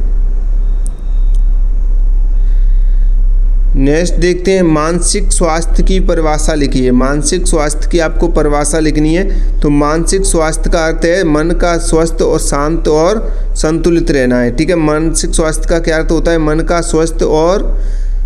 स्वस्थ, शांत और संतुलित रहना होता है। ठीक है, तो मानसिक स्वास्थ्य की आपको परिभाषा लिखनी है। तो यहाँ पे हम देखते हैं WHO यानी कि विश्व स्वास्थ्य संगठन के अनुसार देखते हैं तो मानसिक स्वास्थ्य वह अवस्था है जिसमें व्यक्ति अपनी क्षमताओं को पहचानता है, जीवन के सामान्य तनावों से निपट सकता है, अच्छे से काम कर सकता है और समाज में योगदान दे सकता है। तो सरल शब्दों में इसे समझें तो सरल शब्दों में आप समझ सकते हैं जब व्यक्ति खुश रहे, जब व्यक्ति खुश रहे, दूसरों से अच्छे संबंध रखे और कठिनाइयों का सामना कर सके, वह मानसिक रूप स्वस्थ है। ठीक है, वह मानसिक रूप से क्या है, स्वस्थ है। ठीक है, तो आप ये सरल शब्दों में से समझ सकते हैं, पढ़ सकते हैं। सारे क्वेश्चन को आप अच्छे से पढ़ें, संक्षिप्त टिप्पणी लिखें। योग सूत्र समाधि पर आपको संक्षिप्त टिप्पणी लिखनी है तो आप लिख सकते हैं। ये हम आपको पहले बता चुके हैं कि आप इन्हें ध्यान रखें। योग सूत्र जो महर्षि पतंजलि का, यानी योग सूत्र की रचना महर्षि पतंजलि ने, यह योग का सबसे प्रामाणिक और प्राचीन ग्रंथ है योग सूत्र। इसमें 196 सूत्र और 4 अध्याय हैं। ठीक है, तो यहाँ पे देखेंगे समाधि पाद यानी ध्यान और समाधि, साधन पाद यानी कि योग के साधन, विभूति पाद यानी कि योग की शक्तियाँ, और केवल धाम यानी कि मोक्ष और मुक्ति। ठीक है, मोक्ष और मुक्ति। और यहाँ पे देखें दूसरा आप देख सकते हैं समाधि। ये समाधि अष्टांग योग का 8वां और अंतिम अंग है। ठीक है, यह योग की सर्वोच्च अवस्था है जब ध्यान इतना गहरा हो जाए कि ध्यान करने वाला और जिस पर ध्यान हो दोनों एक हो, यही समाधि है। इसमें परम आनंद की प्राप्ति होती है। ठीक है, तो यहाँ पे देखें भाई, जो अष्टांग योग है आपका, वो क्या इम्पोर्टेंट है। अष्टांग योग के जो भी 8 भाग हैं, जो भी 8 अंग हैं, आप उन्हें अच्छे से पढ़ लें। इनमें से आपसे क्वेश्चन जरूर पूछी जाएगा, जो मैं कह रहा हूँ आपसे। ठीक है, तो अष्टांग योग को और महर्षि पतंजलि को आप अच्छे से पढ़ लें। ठीक है, नेक्स्ट क्वेश्चन देखें। नेक्स्ट क्वेश्चन कह रहा है गीता समस्त योगों की जननी है, तो समझाइए। तो गीता समस्त योगों की जननी है, आपको समझाना। ठीक है, तो श्रीमद् भागवत गीता को समस्त योगों की जननी कहते हैं क्योंकि इसमें सभी प्रकार के योगों का क्या विस्तृत वर्णन किया गया है, इसीलिए इसे कहते हैं। ठीक है, जो MCQ में भी पूछा गया है कई बार क्वेश्चन, तो आप इसे अच्छे से ध्यान से पढ़ेंगे। तो ज्ञान योग यानी कि सच्चे ज्ञान और विवेक से ईश्वर को प्राप्त किया जाता है। भक्ति योग यानी कि भगवान की भक्ति और प्रेम से मुक्ति पाना। और तीसरा आपका कर्म योग यानी कि फल की चिंता किए बिना अपना कर्म करते रहना, यानी कि योग कर्मसु कौशलम। उसके बाद आपका चौथा राजयोग। राजयोग यानी कि मन और इंद्रियों को नियंत्रित करके ईश्वर से जुड़ना। इन सभी योगों का वर्णन गीता में है, इसलिए कहा जाता है गीता समस्त योगों की जननी है। ठीक है, क्लियर।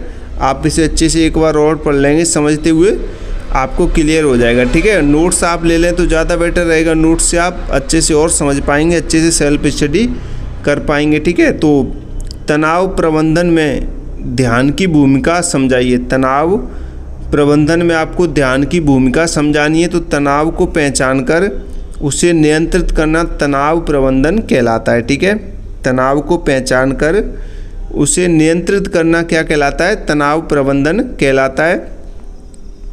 तो तनाव प्रबंधन में ध्यान की भूमिका देखेंगे। मन को शांत करता है यह। ध्यान से मस्तिष्क की तरंगें शांत होती हैं और तनाव कम होता है। तनाव हार्मोन कम होते हैं, यानी कि हार्मोन्स का स्तर कैसा होता है, कम होता है। ठीक है, तीसरा देखें, सकारात्मक सोच बढ़ती है। सकारात्मक सोच बढ़ती है यानी कि नकारात्मक विचार कम होते हैं और मन में उम्मीद जागती है। ठीक है, उसके बाद चौथा देखेंगे भावनाओं पर नियंत्रण। चौथा क्या है, भावनाओं पर नियंत्रण, यानी गुस्सा और चिड़चिड़ापन कम होता है इससे। ठीक है, और अच्छी नींद। पांचवा देखें, अच्छी नींद यानी कि ध्यान से रात को गहरी नींद आती है, जिससे तनाव में क्या होती है, राहत मिलती है। ठीक है, ये 5 पॉइंट आप लिख सकते हैं। नेक्स्ट क्वेश्चन देखें। नेक्स्ट क्वेश्चन क्या कह रहा है, शरीर क्रिया विज्ञान। शरीर क्रिया विज्ञान पर योग के प्रभाव लिखिए। तो शरीर क्रिया विज्ञान पर योग के आपको प्रभाव लिखने हैं, तो लिखते हैं। चलिए, सबसे पहले हृदय पर प्रभाव देखते हैं। तो हृदय मजबूत होता है, यानी कि ब्लड प्रेशर नियंत्रित रहता है। ठीक है, फेफड़ों पर यानी कि फेफड़ों की क्षमता बढ़ती है और अधिक ऑक्सीजन मिलती है इससे। ठीक है, अब तीसरा देख सकते हैं पाचन तंत्र पर, यानी कि पाचन शक्ति बढ़ती है। लीवर और किडनी ठीक से काम करते हैं इसमें। ठीक है, चौथा प्रभाव देखें हार्मोन पर प्रभाव, यानी कि सभी हार्मोन संतुलित रहते हैं। इंसुलिन सही बनती है और रोग प्रतिरोधक क्षमता, यानी कि बीमारियों से लड़ने की शक्ति बढ़ती है। ठीक है, तो ये 5 प्रभाव आप देख सकते हैं, इन्हें अच्छे से पढ़ें। नेक्स्ट क्वेश्चन देखें। नेक्स्ट क्वेश्चन क्या कह रहा है, पाचन तंत्र पर योग का प्रभाव लिखिए। पाचन तंत्र पर आपको योग का प्रभाव लिखना है, तो पाचन शक्ति बढ़ती है इससे, यानी कि योगासन से पेट के अंगों की मालिश होती है, जिससे पाचन क्या होता है, मजबूत होता है। ठीक है, कब्ज दूर होती है, यानी कि पवन मुक्तासन और वज्रासन से कब्ज की समस्या क्या होती है, दूर होती है। तीसरा देखें, लीवर और पैनक्रीज क्या होते हैं, सक्रिय होते हैं इससे। ठीक है, यानी योग से अंग ठीक से क्या करते हैं, काम करते हैं। ठीक है, चौथा देखें, गैस और अपच दूर होती है, यानी कि पेट की गैस और अपच में योग में क्या मिलती है, राहत मिलती है। ठीक है, राहत मिलती है, योग से राहत मिलती है। पांचवा देखें, भूख अच्छी लगती है, यानी नियमित योग से पाचन तंत्र सक्रिय होता है और भूख ठीक लगती है। ठीक है, तो आप ये इसके भी 5 पॉइंट आप ध्यान रख सकते हैं। नेक्स्ट क्वेश्चन देखें, योग का शाब्दिक अर्थ व परिभाषा लिखिए। देखो, योग का शाब्दिक अर्थ हम पहले भी आपको बताए थे। तो शाब्दिक अर्थ होता है, ये योग शब्द है वो संस्कृत की युज धातु से बना है। ठीक है, युज का अर्थ होता है जोड़ना या मिलना, अर्थात आत्मा का परमात्मा से मिलना ही योग होता है। ठीक है, इसकी परिभाषा देखें तो परिभाषाएं यहाँ पे महर्षि पतंजलि के अनुसार देखें तो योग चित्त वृत्ति निरोधः, ये चित्त की वृत्तियों को रोकना ही योग है, ये महर्षि पतंजलि ने परिभाषा दी है। गीता के अनुसार देखें तो योग कर्मसु कौशलम, यानी कि कर्मों में कुशलता ही योग है। और इसकी जो सरल परिभाषा आप देखें अपने अनुसार लिख सकते हैं, तो शरीर मन और आत्मा को स्वस्थ और संतुलित रखने की जो विद्या है वो क्या है, योग है। ठीक है, विद्या क्या है, योग है। ठीक है, तो आप इसे अच्छे से पढ़ें, समझें और लिखें। ठीक है, नेक्स्ट क्वेश्चन कह रहा है कि कुंडलिनी योग क्या है। कुंडलिनी योग क्या है, इसके लाभ लिखिए। तो कुंडलिनी योग का अर्थ जाने सबसे पहले तो मानव शरीर में मेरुदंड के मूल में एक सुप्त शक्ति होती है, मूल में एक सुप्त शक्ति होती है जिसे कुंडलिनी शक्ति कहते हैं। यह शक्ति सर्प की तरह कुंडल मारकर सोई रहती है। ठीक है, सर्प की तरह कुंडल मारकर सोई रहती है। जैसे विशेष आसन, प्राणायाम और ध्यान के द्वारा इस शक्ति को जागृत करना कुंडलिनी योग कहलाता है। ठीक है, आप इसको अच्छे से और पढ़ें, समझें। ठीक है, वीडियो पॉज करके आप पढ़ लिया करें, ज़्यादा बेटर रहेगा। अगर आप नोट्स परचेस ना कर पा रहे हैं तो अगर नोट्स परचेस कर लेंगे तो और ज़्यादा बेटर रहेगा आप लोगों के लिए। ठीक है, उसके बाद यहाँ पे देखेंगे शरीर में 7 चक्र होते हैं। शरीर में कितने चक्र होते हैं, 7 चक्र होते हैं। जैसे मूलाधार, स्वादिष्ठान, मणिपुर, अनाहत, विशुद्ध, आज्ञा और सहस्त्रार। ठीक है, तो आप ये 7 चक्रों को अच्छे से ध्यान में रखेंगे, पढ़ेंगे। तो कुंडलिनी योग के लाभ यहाँ पे लिखेंगे। अब कुंडलिनी योग से क्या होता है, कौन कौन से लाभ यानी फायदा है वो आपको लिखने हैं। ठीक है, तो कुंडलिनी योग के लाभ देखेंगे। आध्यात्मिक उन्नति होती है इससे और आत्मज्ञान मिलता है। शरीर में असीमित ऊर्जा का संचार होता है, मन शांत और एकाग्र होता है, शरीर के सभी रोग दूर होते हैं। ठीक है, आपको ये लिखना है अच्छे से। ठीक है, क्लियर।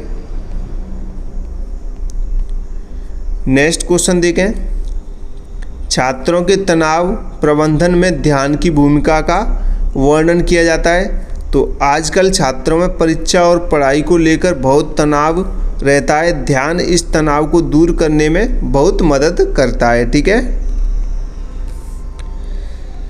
पॉइंट के माध्यम से इसे समझेंगे। परीक्षा का डर कम होता है इससे, यानी कि ध्यान से मन शांत होता है और परीक्षा की घबराहट दूर होती है। एकाग्रता बढ़ती है, यानी कि पढ़ाई में मन लगता है और विषय जल्दी समझ आता है। याददाश्त तेज होती है, यानी कि नियमित ध्यान से पढ़ा हुआ याद रहता है। चौथा देखें तो अच्छी नींद आती है, यानी कि रात को चिंता नहीं रहती है और गहरी नींद आती है। ठीक है, आत्मविश्वास बढ़ता है, यानी छात्रों में सकारात्मक सोच आती है और खुद पर भरोसा बढ़ता है। ठीक है, ने ध्यान से पढ़ें, ध्यान देखें। सारे क्वेश्चन इंपॉर्टेंट है, बस आप इनको एक बार अच्छे से पढ़ लें। अंतःस्रावी ग्रंथियाँ क्या हैं, इन पर योग का प्रभाव लिखिए। अंतःस्रावी ग्रंथियाँ क्या हैं, इन पर आपको योग का प्रभाव लिखना है। ठीक है, तो चलिए देखते हैं। अंतःस्रावी ग्रंथियाँ यानी कि वे ग्रंथियाँ जो अपना स्राव यानी कि हार्मोन्स सीधे रक्त में छोड़ती हैं उन्हें अंतःस्रावी ग्रंथियाँ कहते हैं। ठीक है, तो प्रमुख ग्रंथियाँ यानी कि थायराइड ग्रंथि, प्यूटरी ग्रंथि, अन्य अग्नाशय और अधिवृक्क। ठीक है, तो अंतःस्रावी ग्रंथियों पर योग के प्रभाव यहाँ पे देखेंगे। तो योग के क्या प्रभाव रहते हैं अंतःस्रावी ग्रंथियों पर, तो सबसे पहले यहाँ पे देखें थायराइड ग्रंथि पर देखेंगे। थायराइड पर तो सर्वांगासन से थायराइड ग्रंथि सक्रिय होती है और हार्मोन संतुलित रहता है। ठीक है, अग्नाशय पर योग से इंसुलिन का स्राव सुधरता है जिससे मधुमेह नियंत्रित रहती है। ठीक है, उसके बाद तीसरा आप देखें अधिवृक्क पर यानी कि योग से तनाव हार्मोन्स संतुलित होता है। ठीक है, सभी हार्मोन संतुलित नियमित योग से समस्त हार्मोन संतुलित रहते हैं जिससे शरीर स्वस्थ रहता है। ठीक है, आप इन्हें अच्छे से पढ़ें, तभी मैं आपसे बोल रहा हूँ। आप एक बार नोट्स भी परचेस कर लेंगे तो आपके लिए ज़्यादा बेटर रहेगा। ठीक है, नेक्स्ट क्वेश्चन देखें। नेक्स्ट क्वेश्चन कह रहा है 2 योग संस्थाओं के योगदान का उल्लेख कीजिए। 2 योग संस्थाओं के योगदान का, यानी जो भी आप पे आए आप लिख सकते हैं। तो इसमें केवल ध्यान योग संस्थान जो कि लोनावाला महाराष्ट्र में, ठीक है, केवल धाम योग संस्थान। ठीक है, तो आप इसे भी कर सकते हैं याद, और अच्छे से इसमें से काफ़ी क्वेश्चन पूछे जाते हैं, बनते हैं इसमें से। तो स्थापना इसकी 1924 में हुई थी और स्वामी कोवलयानंद द्वारा की गई थी। ठीक है, योग को वैज्ञानिक रूप से प्रमाणित किया था इन्होंने। तो योग मीमांसा पत्रिका निकाली जो विश्व की पहली योग शोध पत्रिका थी। ठीक है, तो आप ये लिख सकते हैं इसमें, और आप इसमें लिख सकते हैं कि सर्टिफिकेट, डिप्लोमा और डिग्री कोर्स चलाए गए। दूसरा आप लिख सकते हैं बिहार योग विद्यालय मुंगेर, यानी कि इसकी स्थापना 1963 में स्वामी सत्यानंद सरस्वती द्वारा की गई। आसन, प्राणायाम और मुद्रा बंद जैसी महत्वपूर्ण पुस्तकें प्रकाशित की गई इसमें। ठीक है, 100 से अधिक देशों में योग का प्रचार किया। योगा मैगजीन प्रकाशित की। ठीक है, तो आप इन्हें अच्छे से पढ़ेंगे और अच्छे से ध्यान रखेंगे। ठीक है, सारे इंपॉर्टेंट क्वेश्चन आंसर हैं ये। नेक्स्ट क्वेश्चन कह रहा है कि विपश्यना ध्यान से क्या आशय, सिद्धांत व प्रक्रिया लिखी थी। को विपश्यना ध्यान हम आपको पहले भी बता चुके हैं, तो आपको यहाँ पे आपका रिवीजन भी हो जाएगा। आप एक बार और देख लें इसे। तो विपश्यना ध्यान यानी वी प्लस पश्यना होता है, तो जैसा है वैसा ही देखना इसका अर्थ होता है। ठीक है, यह बौद्ध परंपरा पर आधारित है। इसे गौतम बुद्ध ने प्रचारित किया था। ठीक है, इसे गौतम बुद्ध ने प्रचारित किया था, ये हम पहले करा चुके हैं आपको। ठीक है, तो इसके सिद्धांत देखेंगे यहाँ पे, फिर उसके बाद इसकी प्रक्रिया।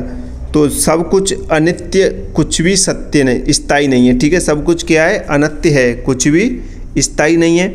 किसी भी संवेदना पर राग या द्वेष ना करें, बस देखें उसे। ठीक है, श्वास को जैसा है वैसा महसूस करें।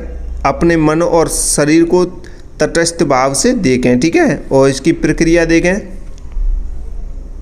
पहले 3 दिन श्वास पर ध्यान देते हैं, अगले 7 दिन शरीर की संवेदनाओं पर ध्यान देते हैं, अंतिम दिन सभी के लिए प्रेम और करुणा की भावना करते हैं। ठीक है, तो पूरे 10 दिन मौन रहना अनिवार्य है इसमें। ठीक है, क्लियर। नेक्स्ट क्वेश्चन देखें। नेक्स्ट क्वेश्चन कह रहा है अनुलोम विलोम प्राणायाम के 2 लाभ लिखिए। अनुलोम विलोम प्राणायाम के आपको 2 लाभ लिखने हैं। तो इसमें मन शांत होता है। अनुलोम विलोम से मस्तिष्क के दोनों भाग संतुलित होते हैं, जिससे मन शांत एकाग्र होता है और तनाव दूर होता है। ठीक है, तो जैसे फेफड़े होते हैं, जिसमें फेफड़े मजबूत होते हैं, इससे फेफड़ों की क्षमता बढ़ती है। अस्थमा जैसे रोगों में लाभ होता है और शरीर को अधिक ऑक्सीजन मिलती है। ठीक है, तो ये लाभ लिखने थे अनुलोम विलोम के। तो पहला लाभ आप लिख सकते हैं मन शांत होता है। दूसरा फेफड़े मजबूत होते हैं, और भी आप लिख सकते हैं इसमें। नेक्स्ट क्वेश्चन देखिए, पंचकोश के नाम लिखिए। पंचकोश इंपॉर्टेंट क्वेश्चन है, तैत्तिरीय उपनिषद के अनुसार पंचकोश। ठीक है, ये हम पहले भी करा चुके हैं। यहाँ पे इसका नाम और अर्थ जानेंगे। जो अन्नमय कोश होता है यानी भोजन से बना स्थूल शरीर, प्राणामय कोश यानी कि प्राण ऊर्जा से बना, और मनोमय कोश यानी कि मन और भावनाओं से बना, विज्ञानमय कोश यानी कि बुद्धि और विवेक से बना, और आनंदमय कोश यानी कि सबसे भीतरी और आनंद से बना हुआ है। ठीक है, नेक्स्ट क्वेश्चन देखें, कोशिकाएं क्या हैं। कोशिकाएं क्या हैं, तो कोशिका शरीर की सबसे छोटी और मूलभूत इकाई है। जैसे घर ईंटों से बना होता है वैसे ही हमारा शरीर कोशिकाओं से बना होता है। ठीक है, अच्छे से पढ़ें, अच्छे से समझ में आएगा आपको। परिभाषा देखेंगे तो कोशिका वह सूक्ष्मतम जीवित इकाई है जो अपने आप सभी जीवन क्रियाएं करने में क्या है, सक्षम होती है। ठीक है, महत्वपूर्ण तथ्य देखें इसका। तो महत्वपूर्ण तथ्य ये है कि मानव शरीर में लगभग 37 खरब कोशिकाएं होती हैं। कोशिकाओं से ऊतक, ऊतकों से अंग और अंगों से शरीर बनता है। योग और प्राणायाम से कोशिकाओं को अधिक ऑक्सीजन मिलती है। ठीक है, तो आप ये महत्वपूर्ण तथ्य भी याद रखें। ये क्वेश्चन आता है तो आप लिख सकते हैं इसमें। क्लास को लाइक करें, बस आप लोग लाइक नहीं कर रहे हैं। क्लास के जो लाइक्स हैं वो बहुत कम आ रहे हैं, तो लाइक करें। आप लोग से रिक्वेस्ट है, लाइक करें सभी स्टूडेंट। नेक्स्ट क्वेश्चन कह रहा है कि प्रत्याहार की व्याख्या कीजिए। तो प्रत्याहार क्या होता है, तो इसका अर्थ देंगे प्रति प्लस आहार। प्रति प्लस आहार यानी कि वापस खींचना, इसका अर्थ होता है वापस खींचना, अर्थात इंद्रियों को बाहरी विषयों से वापस खींचकर अंदर की ओर मोड़ना। ठीक है, तो महर्षि पतंजलि के अनुसार यहाँ पे देखेंगे, महर्षि पतंजलि के अनुसार स्वविषया संप्रयोगे चित्तस्य स्वरूपानुकार इवेन्द्रियाणम प्रत्याहार। ठीक है, आप इसे अच्छे से पढ़ें, संस्कृत में लिखा हुआ है, ये छोटे छोटे टुकड़ों में बांटते हुए आपको पढ़ना है। ठीक है, अच्छे से सरल शब्दों में से जाने। जैसे कछुआ खतरा देखकर अपने सभी अंग खोल के अंदर खींच लेता है, वैसे ही इंद्रियों को बाहर से हटकर अंदर मोड़ना प्रत्याहार कहलाता है। ठीक है, यहाँ पे प्रत्याहार के लाभ देखेंगे। तो प्रत्याहार के लाभ देखें, मन पर नियंत्रण होता है, इससे ध्यान लगाना आसान हो जाता है, बुरी आदतें छूट जाती हैं। यह अष्टांग योग का 5वां अंग होता है। ठीक है, देखो ज़्यादातर जो क्वेश्चन बन रहे हैं ना वो अष्टांग योग से ही बन रहे हैं, तो आप अष्टांग योग को अच्छे से पढ़ें। ठीक है, देखो आपका लाइक आएगा तो ये वीडियो क्लास है जो हमारी और बच्चों तक पहुंचेगी, तो और बच्चों का भी अच्छा भला होगा। तो आप इसे सबसे पहले लाइक करें और इस पर कमेंट करें, पॉजिटिव वाइब दें बच्चों को, ताकि और बच्चे कमेंट्स देखें आपकी, तो उन्हें भी अच्छा लगे और हमें भी मोटिवेट्स मिले कि आप लोग अच्छे कमेंट करते हैं, तो हमें भी आपके लिए आगे और अच्छी क्लासेस लानी चाहिए। चाहे फिर कोई भी बच्चा हो, 2-4 बच्चे बैड कमेंट करते हैं तो करने दो उन्हें, उनसे हमें कोई फ़र्क नहीं पड़ता है। ठीक है, जब कुछ अच्छा करते हैं तो 2-4 लोग तो आ ही जाते हैं, थोड़ी सी गलती हो जाती है तो उसे निखारने आ ही जाते हैं। लेकिन हाँ, मानते थोड़ी बहुत गलती हो जाती है पढ़ने में हमसे, क्योंकि हम ज़्यादा समय देते हैं, नोट्स बनाना, टाइम पे ना सोना, टाइम पे खाना पीना, तो इस वजह से हमारा क्या है, थोड़ा दिमाग भी काम नहीं कर पाता है सही जगह से, तो उस वजह से थोड़ी मिस्टेकें हो जाती हैं। हम चाहते, गलती मानते अपनी हो जाती हैं, लेकिन कुछ लोग उन छोटी सी गलतियों पर ज़्यादा बैड कमेंट कर देते हैं, तो उनको नज़रअंदाज करते हुए हमें और आपके लिए क्लासेस लेके आएंगे। नो टेंशन रही, जो भी गलतियाँ उनको थोड़ा हम सुधारने का प्रयास करेंगे। बस आप क्लासेस देखिए, इंपॉर्टेंट क्वेश्चन आंसर पढ़ते रहिए। ठीक है, लाइक करें सभी स्टूडेंट। बाकी के जो भी स्टूडेंट हैं जो हमें पॉजिटिव कमेंट करते हैं उनको दिल से धन्यवाद, और लाइक शेयर कमेंट। ठीक है, आपका सपोर्ट हमारे लिए बहुत काफ़ी अच्छा रहा है इस बार, तो आप लोग अच्छे से पढ़ें, हम आपको अच्छा कंटेंट देंगे ऐसे ही, और आप अच्छा स्कोर करेंगे। कोई भी बच्चा फेल नहीं होगा DLED में, जी हम कह रहे हैं। ठीक है, तो नेक्स्ट क्वेश्चन की तरफ बढ़ते हैं। नेक्स्ट क्वेश्चन क्या कह रहा है, और मैं आपको बता दूं, जो भी हम कोई भी गलती होती है अगर हम उसे सुधारना चाहें ना, अपडेट्स करते हैं तो तुरंत टेलीग्राम में बता देते हैं बच्चों को, जहां पे हमें लगता है कि ये, तो आप टेलीग्राम जरूर ज्वाइन कर लेना। जितने बच्चे क्लास को देख रहे हैं, टेलीग्राम इंस्टाग्राम जरूर ज्वाइन कर लेना। टेलीग्राम लिंक आपको नीचे डिस्क्रिप्शन में मिल जाएगा, तो टेलीग्राम व्हाट्सएप ग्रुप जो भी आप चलाते हैं वो ज्वाइन कर लो, आपके लिए फ़ायदा रहेगा। ठीक है, तो नेक्स्ट क्वेश्चन कह रहा है कि हठयोग प्रदीपिका क्या है। हठयोग प्रदीपिका क्या है आपको बताना है। तो हठयोग प्रदीपिका के जो रचयिता हैं वो कौन है, योगी स्वत्माराम है। ठीक है, योगी स्वत्माराम है। समय इसका देखिए 15वीं शताब्दी, और ये हठयोग का सबसे महत्वपूर्ण ग्रंथ है। इसमें 4 अध्याय हैं, 4 अध्यायों का विषय यहाँ पे देखेंगे, 4 अध्यायों का विषय। तो पहला अध्याय इसका आसन हो जाएगा, और दूसरा अध्याय प्राणायाम और षटकर्म हो जाएगा, और तीसरा अध्याय मुद्रा और बंद हो जाएगा, चौथा आपका समाधि हो जाएगा। ठीक है, अब इसका महत्व देखें यहाँ पे। महत्व यानी कि यह ग्रंथ हठयोग का आधारभूत ग्रंथ है। इसमें आसन, प्राणायाम, मुद्रा, बंद और समाधि का विस्तृत वर्णन किया गया है। ठीक है, आप इसे अच्छे से और पढ़ेंगे, समझेंगे, नेक्स्ट क्वेश्चन देखते हैं, जप ध्यान और अजप ध्यान को स्पष्ट कीजिए। तो सबसे पहले हम जप ध्यान देखेंगे। तो किसी मंत्र, नाम या शब्द को बार बार दोहराते हुए ध्यान करना जप ध्यान कहलाता है। ठीक है, जैसे जप करते हैं, आप लोगों ने देखा होगा वृद्ध जो कि माला ले लेते हैं, उसमें राम राम राम राम जप करते हैं, नाम का राधे राधे जप करते हैं, उसी को क्या कहते हैं, जप ध्यान कहते हैं। यानी किसी मंत्र या नाम या शब्द को बार बार दोहराते हुए ध्यान करना क्या कहलाता है, जप ध्यान कहलाता है। ठीक है, जैसे कि यहाँ पे देखेंगे ओम का जप करना, राम नाम का जप करना, गायत्री मंत्र का जप करना। ठीक है, तो जप 3 प्रकार के होते हैं।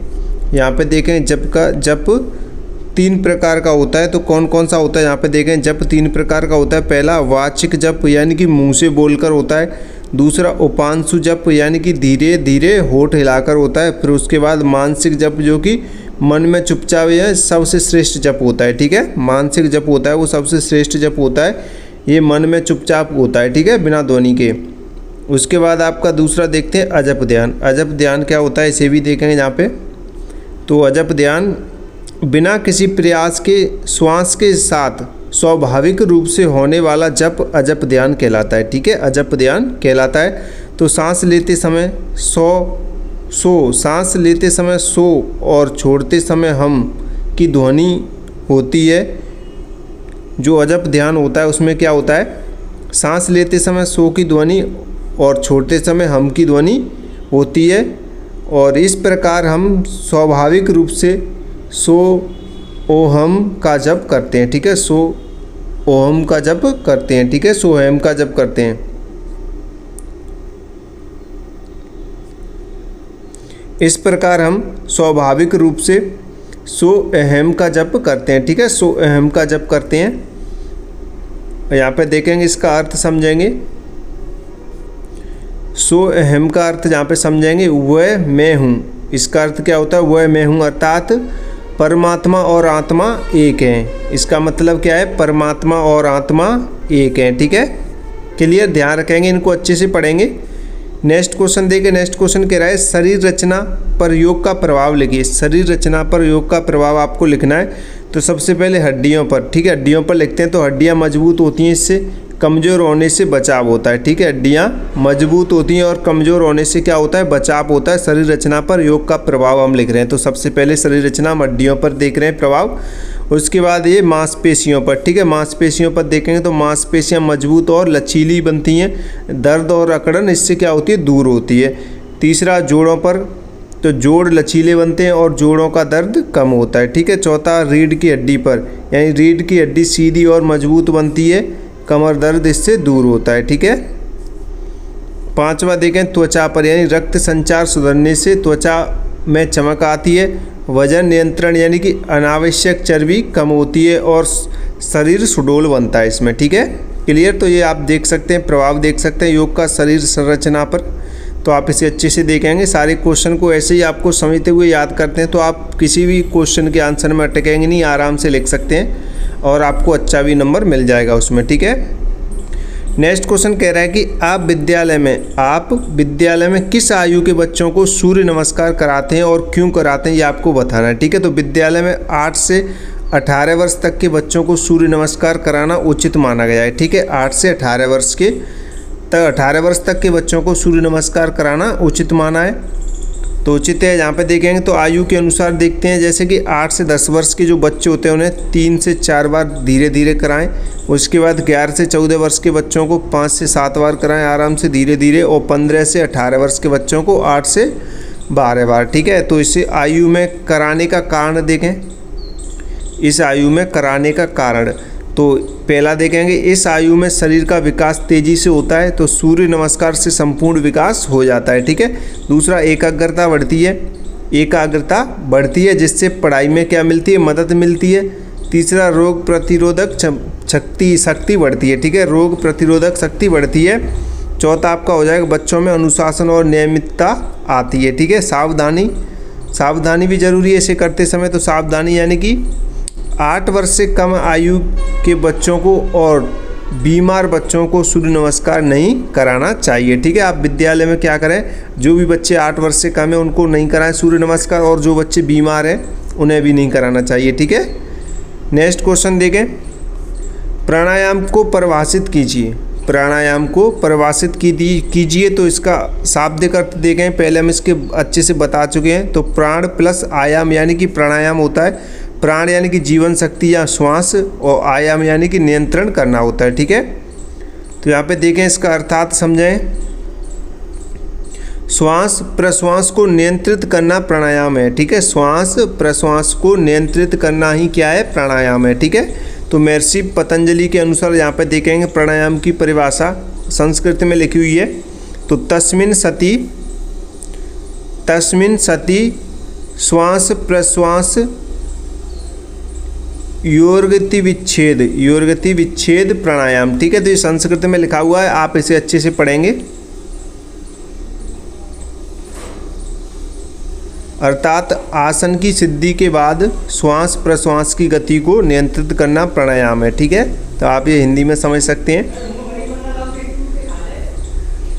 प्राणायाम के 3 भाग यहाँ पे लिखे हुए हैं। पूरक यानी कि श्वास को अंदर भरना होता है, कुंभक यानी कि श्वास को रोकना होता है, और रेचक यानी कि श्वास को बाहर छोड़ना होता है। ठीक है, ये इसके 3 भाग हैं। ये अष्टांग योग का चौथा अंग होता है प्राणायाम। ठीक है, अष्टांग योग हम बताए थे, अष्टांग योग फिर बता रहे हैं, याद रखें, इससे क्वेश्चन पूछे जाते हैं और पूछे जाएंगे आपके। ठीक है, नेक्स्ट क्वेश्चन देखें। नेक्स्ट क्वेश्चन कह रहा है श्वसन तंत्र संबंधी एक रोग की व्याख्या कीजिए। श्वसन तंत्र संबंधी एक रोग की व्याख्या आपको करनी है। तो जैसे अस्थमा यानी कि दमा। ठीक है, अस्थमा को दमा कहते हैं। तो अर्थ इसका जानेंगे, सबसे पहले अर्थ जानेंगे।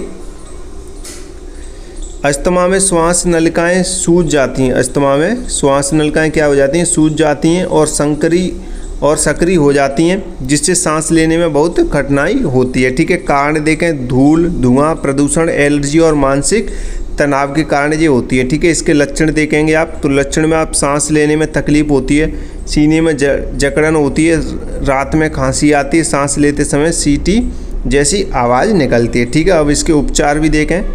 तो योग से उपचार इसका कर सकते हैं, जैसे अनुलोम विलोम यानी श्वास नलिकाएं खुलती हैं अनुलोम विलोम करने से। भ्रामरी यानी कि तनाव कम होता है भ्रामरी करने से। भुजंगासन और मत्स्यासन से आप फेफड़े की क्षमता बढ़ती है। ठीक है, तो आप ये उपचार के रूप में कर सकते हैं योग। नेक्स्ट क्वेश्चन देखें। नेक्स्ट क्वेश्चन कह रहा है कि महर्षि घेरमंड के ध्यान के प्रकारों पर टिप्पणी लिखिए। महर्षि घेरमंड के ध्यान के प्रकारों पर आपको टिप्पणी लिखनी है। तो यहाँ पे लिखेंगे महर्षि घेरमंड ने घेरंड संहिता में ध्यान के 3 प्रकार बताए हैं। महर्षि घेरमंड ने घेरंड संहिता में ध्यान के 3 प्रकार बताएं। तो कौन कौन से देखें। सबसे पहले तो स्थूल ध्यान। स्थूल ध्यान यानी किसी देवता के साकार रूप पर मन लगाकर ध्यान करना। ठीक है, यह नए साधकों के लिए है, क्योंकि रूप पर मन टिकाना आसान होता है। ठीक है, उसके बाद ज्योतिर्ध्यान यानी भ्रिकुटी यानी कि दोनों भुवों के बीच पर प्रकाश की कल्पना करके ध्यान करना चाहिए, मध्यम साधकों के लिए होता है। उसके बाद आपका आता है सूक्ष्म ध्यान यानी कि निराकार या सूक्ष्म तत्व पर ध्यान करना, यानी कि यह उन्नत साधकों के लिए और समाधि की ओर ले जाता है ये। ठीक है, तो क्रम देखा, स्थूल, ज्योतिर और सूक्ष्म ध्यान। ठीक है, ये इसका क्रम होता है, तो आप इसे अच्छे से पढ़ेंगे। ठीक है, नेक्स्ट क्वेश्चन देखिए। नेक्स्ट क्वेश्चन कह रहा है योग के साधक तत्वों को विस्तृत रूप से लिखिए। योग के साधक तत्वों को आपको विस्तृत रूप से लिखना है। तो यहाँ पे देखें योग को सिद्ध करने में जो तत्व सहायक होते हैं उन्हें साधक तत्व कहते हैं। साधक तत्व किसे कहते हैं, जो योग को सिद्ध करने में सहायक होते हैं। ठीक है, उन्हें साधक तत्व कहते हैं। तो यहाँ पे देखें सबसे पहले उत्साह यानी कि योग में लगन और उत्साह होना जरूरी होता है। फिर साहस, कठिनाइयों का साहस से सामना करना होता है। और धैर्य यानी कि परिणाम आने में समय लगता है, धैर्य रखना चाहिए। ठीक है, तत्व ज्ञान यानी कि योग के सिद्धांतों का सही ज्ञान होना। और नियमितता यानी कि प्रतिदिन नियमित समय पर अभ्यास करना। ठीक है, छठा देखें गुरु का मार्गदर्शन यानी कि अच्छे गुरु का मार्गदर्शन योग को सफल बनाता है। संयमित आहार यानी कि सात्विक और समति भोजन करना होता है। ठीक है, सात्विक और सीमित भोजन। ठीक है, सात्विक और सीमित भोजन करना होता है, सीमित है ये। और श्रद्धा, 8वां श्रद्धा हो जाएगा, यानी योग और गुरु। योग और गुरु पर पूर्ण विश्वास रखना चाहिए। ठीक है, योग के ऊपर और गुरु के ऊपर, अपने जो भी आपका गुरु हो उस पर पूर्ण विश्वास रखना चाहिए। ठीक है, नेक्स्ट क्वेश्चन की तरफ बढ़े। नेक्स्ट क्वेश्चन क्या कह रहा है, श्वसन तंत्र पर योग का प्रभाव लिखिए। श्वसन तंत्र पर योग का प्रभाव लिखना है आपको। तो योग का श्वसन तंत्र पर बहुत अच्छा प्रभाव पड़ता है। योग का श्वसन तंत्र पर बहुत अच्छा प्रभाव पड़ता है। जैसे कि फेफड़ों की क्षमता बढ़ती है इससे, यानी कि प्राणायाम से फेफड़े पूरी तरह फैलते हैं और उनकी क्षमता बढ़ती है। ठीक है, उसके बाद अधिक ऑक्सीजन मिलती है, यानी गहरी सांस लेने से हर कोशिका को पर्याप्त ऑक्सीजन मिलती है। तीसरा देखें आप तो श्वास रोग दूर होते हैं, यानी कि अस्थमा और ब्रोंकाइटिस में योग और प्राणायाम से क्या राहत मिलती है। श्वास नलिकाएं साफ होती हैं, यानी कि कपालभाति से बलगम और गंदगी साफ होती है। श्वास की गति सामान्य होती है, यानी कि नियमित प्राणायाम से सांस धीमी और गहरी होती है, जो स्वास्थ्य के लिए अच्छी होती है। ठीक है, अच्छी है। अब इसके यहाँ पे उपयोगी प्राणायाम देख सकते हैं, तो कपालभाति, अनुलोम विलोम और वस्त्रिका और उज्जाई। ठीक है, उज्जाई ये इसके उपयोगी प्राणायाम है। ठीक है, तो आप इन्हें याद रखें, श्वसन तंत्र पर योग का प्रभाव। ठीक है, तो ये आपके इम्पोर्टेंट क्वेश्चन आंसर सारे कंप्लीट होते हैं 807 पेपर के। ठीक है, योग शिक्षा के सारे क्वेश्चन यहीं से बनेंगे आपके। इसके बाद आप जो 906 क्लास कराएं हम योग शिक्षा की सेकेंड ईयर वालों की, वो देख लेना आप इस क्लास को देखने के बाद, और नोट्स आप पढ़ लेना। और आपको बीच में ज़्यादा गैप मिल रहा है, संडे भी मिल रहा है, तो आप नोट्स परचेस कर लें अदर सब्जेक्ट के, क्योंकि क्लासेस में टाइम लगेगा थोड़ा। क्लासेस अभी बनेंगी तो उसमें टाइम लगेगा, तब तक आप नोट्स पढ़ लें, थोड़े से पैसे खर्च करें, आगे की क्लास के नोट्स आप परचेस कर लें, उन्हें पढ़ें। ठीक है, नोट्स आपको कम से कम पैसों में मिल जाएंगे डिस्काउंट के साथ। ठीक है, कम पैसे रख रखे हमने, नोट्स के कम पैसे कर दिए ताकि हर एक बच्चा नोट्स ले सके और अच्छे से पढ़ाई कर सके। ठीक है, कोई बच्चा फेल नहीं होगा, नो टेंशन रहे, सब अच्छा होगा। ठीक है, क्लियर। तो नोट्स ले लें सभी बच्चे जितने भी हैं। गणित का, पेडागोजी ऑफ इंग्लिश का, इनको आप अभी से पढ़ना स्टार्ट कर दो। ठीक है, दोनों का लगातार पेपर रहेगा, कोई बीच में गैप नहीं है। पेडागोजी के तुरंत बाद आपका गणित का पेपर होगा। ठीक है, फर्स्ट ईयर वालों का। तो आप यहाँ पे क्लास को सबसे पहले लाइक कर दें, अभी लाइक नहीं किया है तो, और शेयर कर देना सभी को, और स्टूडेंट तक क्लास पहुँचे ताकि वो इस क्लास को देख सकें और अच्छे नंबर पा सकें एग्जाम में। ठीक है, लाइक शेयर कमेंट भी कर देना आप, और सब्सक्राइब जरूर कर देना भाई। जिन्होंने सब्सक्राइब नहीं किया है चैनल को सब्सक्राइब करें, सबसे पहले सब्सक्राइब कर देना, बेल आइकन और रख लेना, और भी इंपॉर्टेंट क्वेश्चन आंसर की क्लासेस देखने के लिए। ठीक है, और नोट्स परचेस कर लो, आगे के जो भी आपके पेपर होंगे उनके नोट्स ले सकते हैं आप। नंबर आपको दिखाई दे रहा है 72 40 28 72 81। सबसे इंपॉर्टेंट ये है कि आप टेलीग्राम चैनल जरूर ज्वाइन कर लें, अपडेट्स वहीं पर मिलती हैं। जो भी अपडेट्स रहती है टेलीग्राम इंस्टाग्राम पे डालते हैं सबसे पहले। ठीक है, क्लास कब आएगी कब नहीं आ रही, सारी अपडेट्स आपको टेलीग्राम पे मिलती रहेंगी। तो टेलीग्राम और व्हाट्सअप चैनल जो भी हमारा, उसे ज्वाइन कर लें। ठीक है, लिंक आपको डिस्क्रिप्शन में मिल जाएगी, बंटी क्लासेस के नाम से ही है। ठीक है, क्लियर।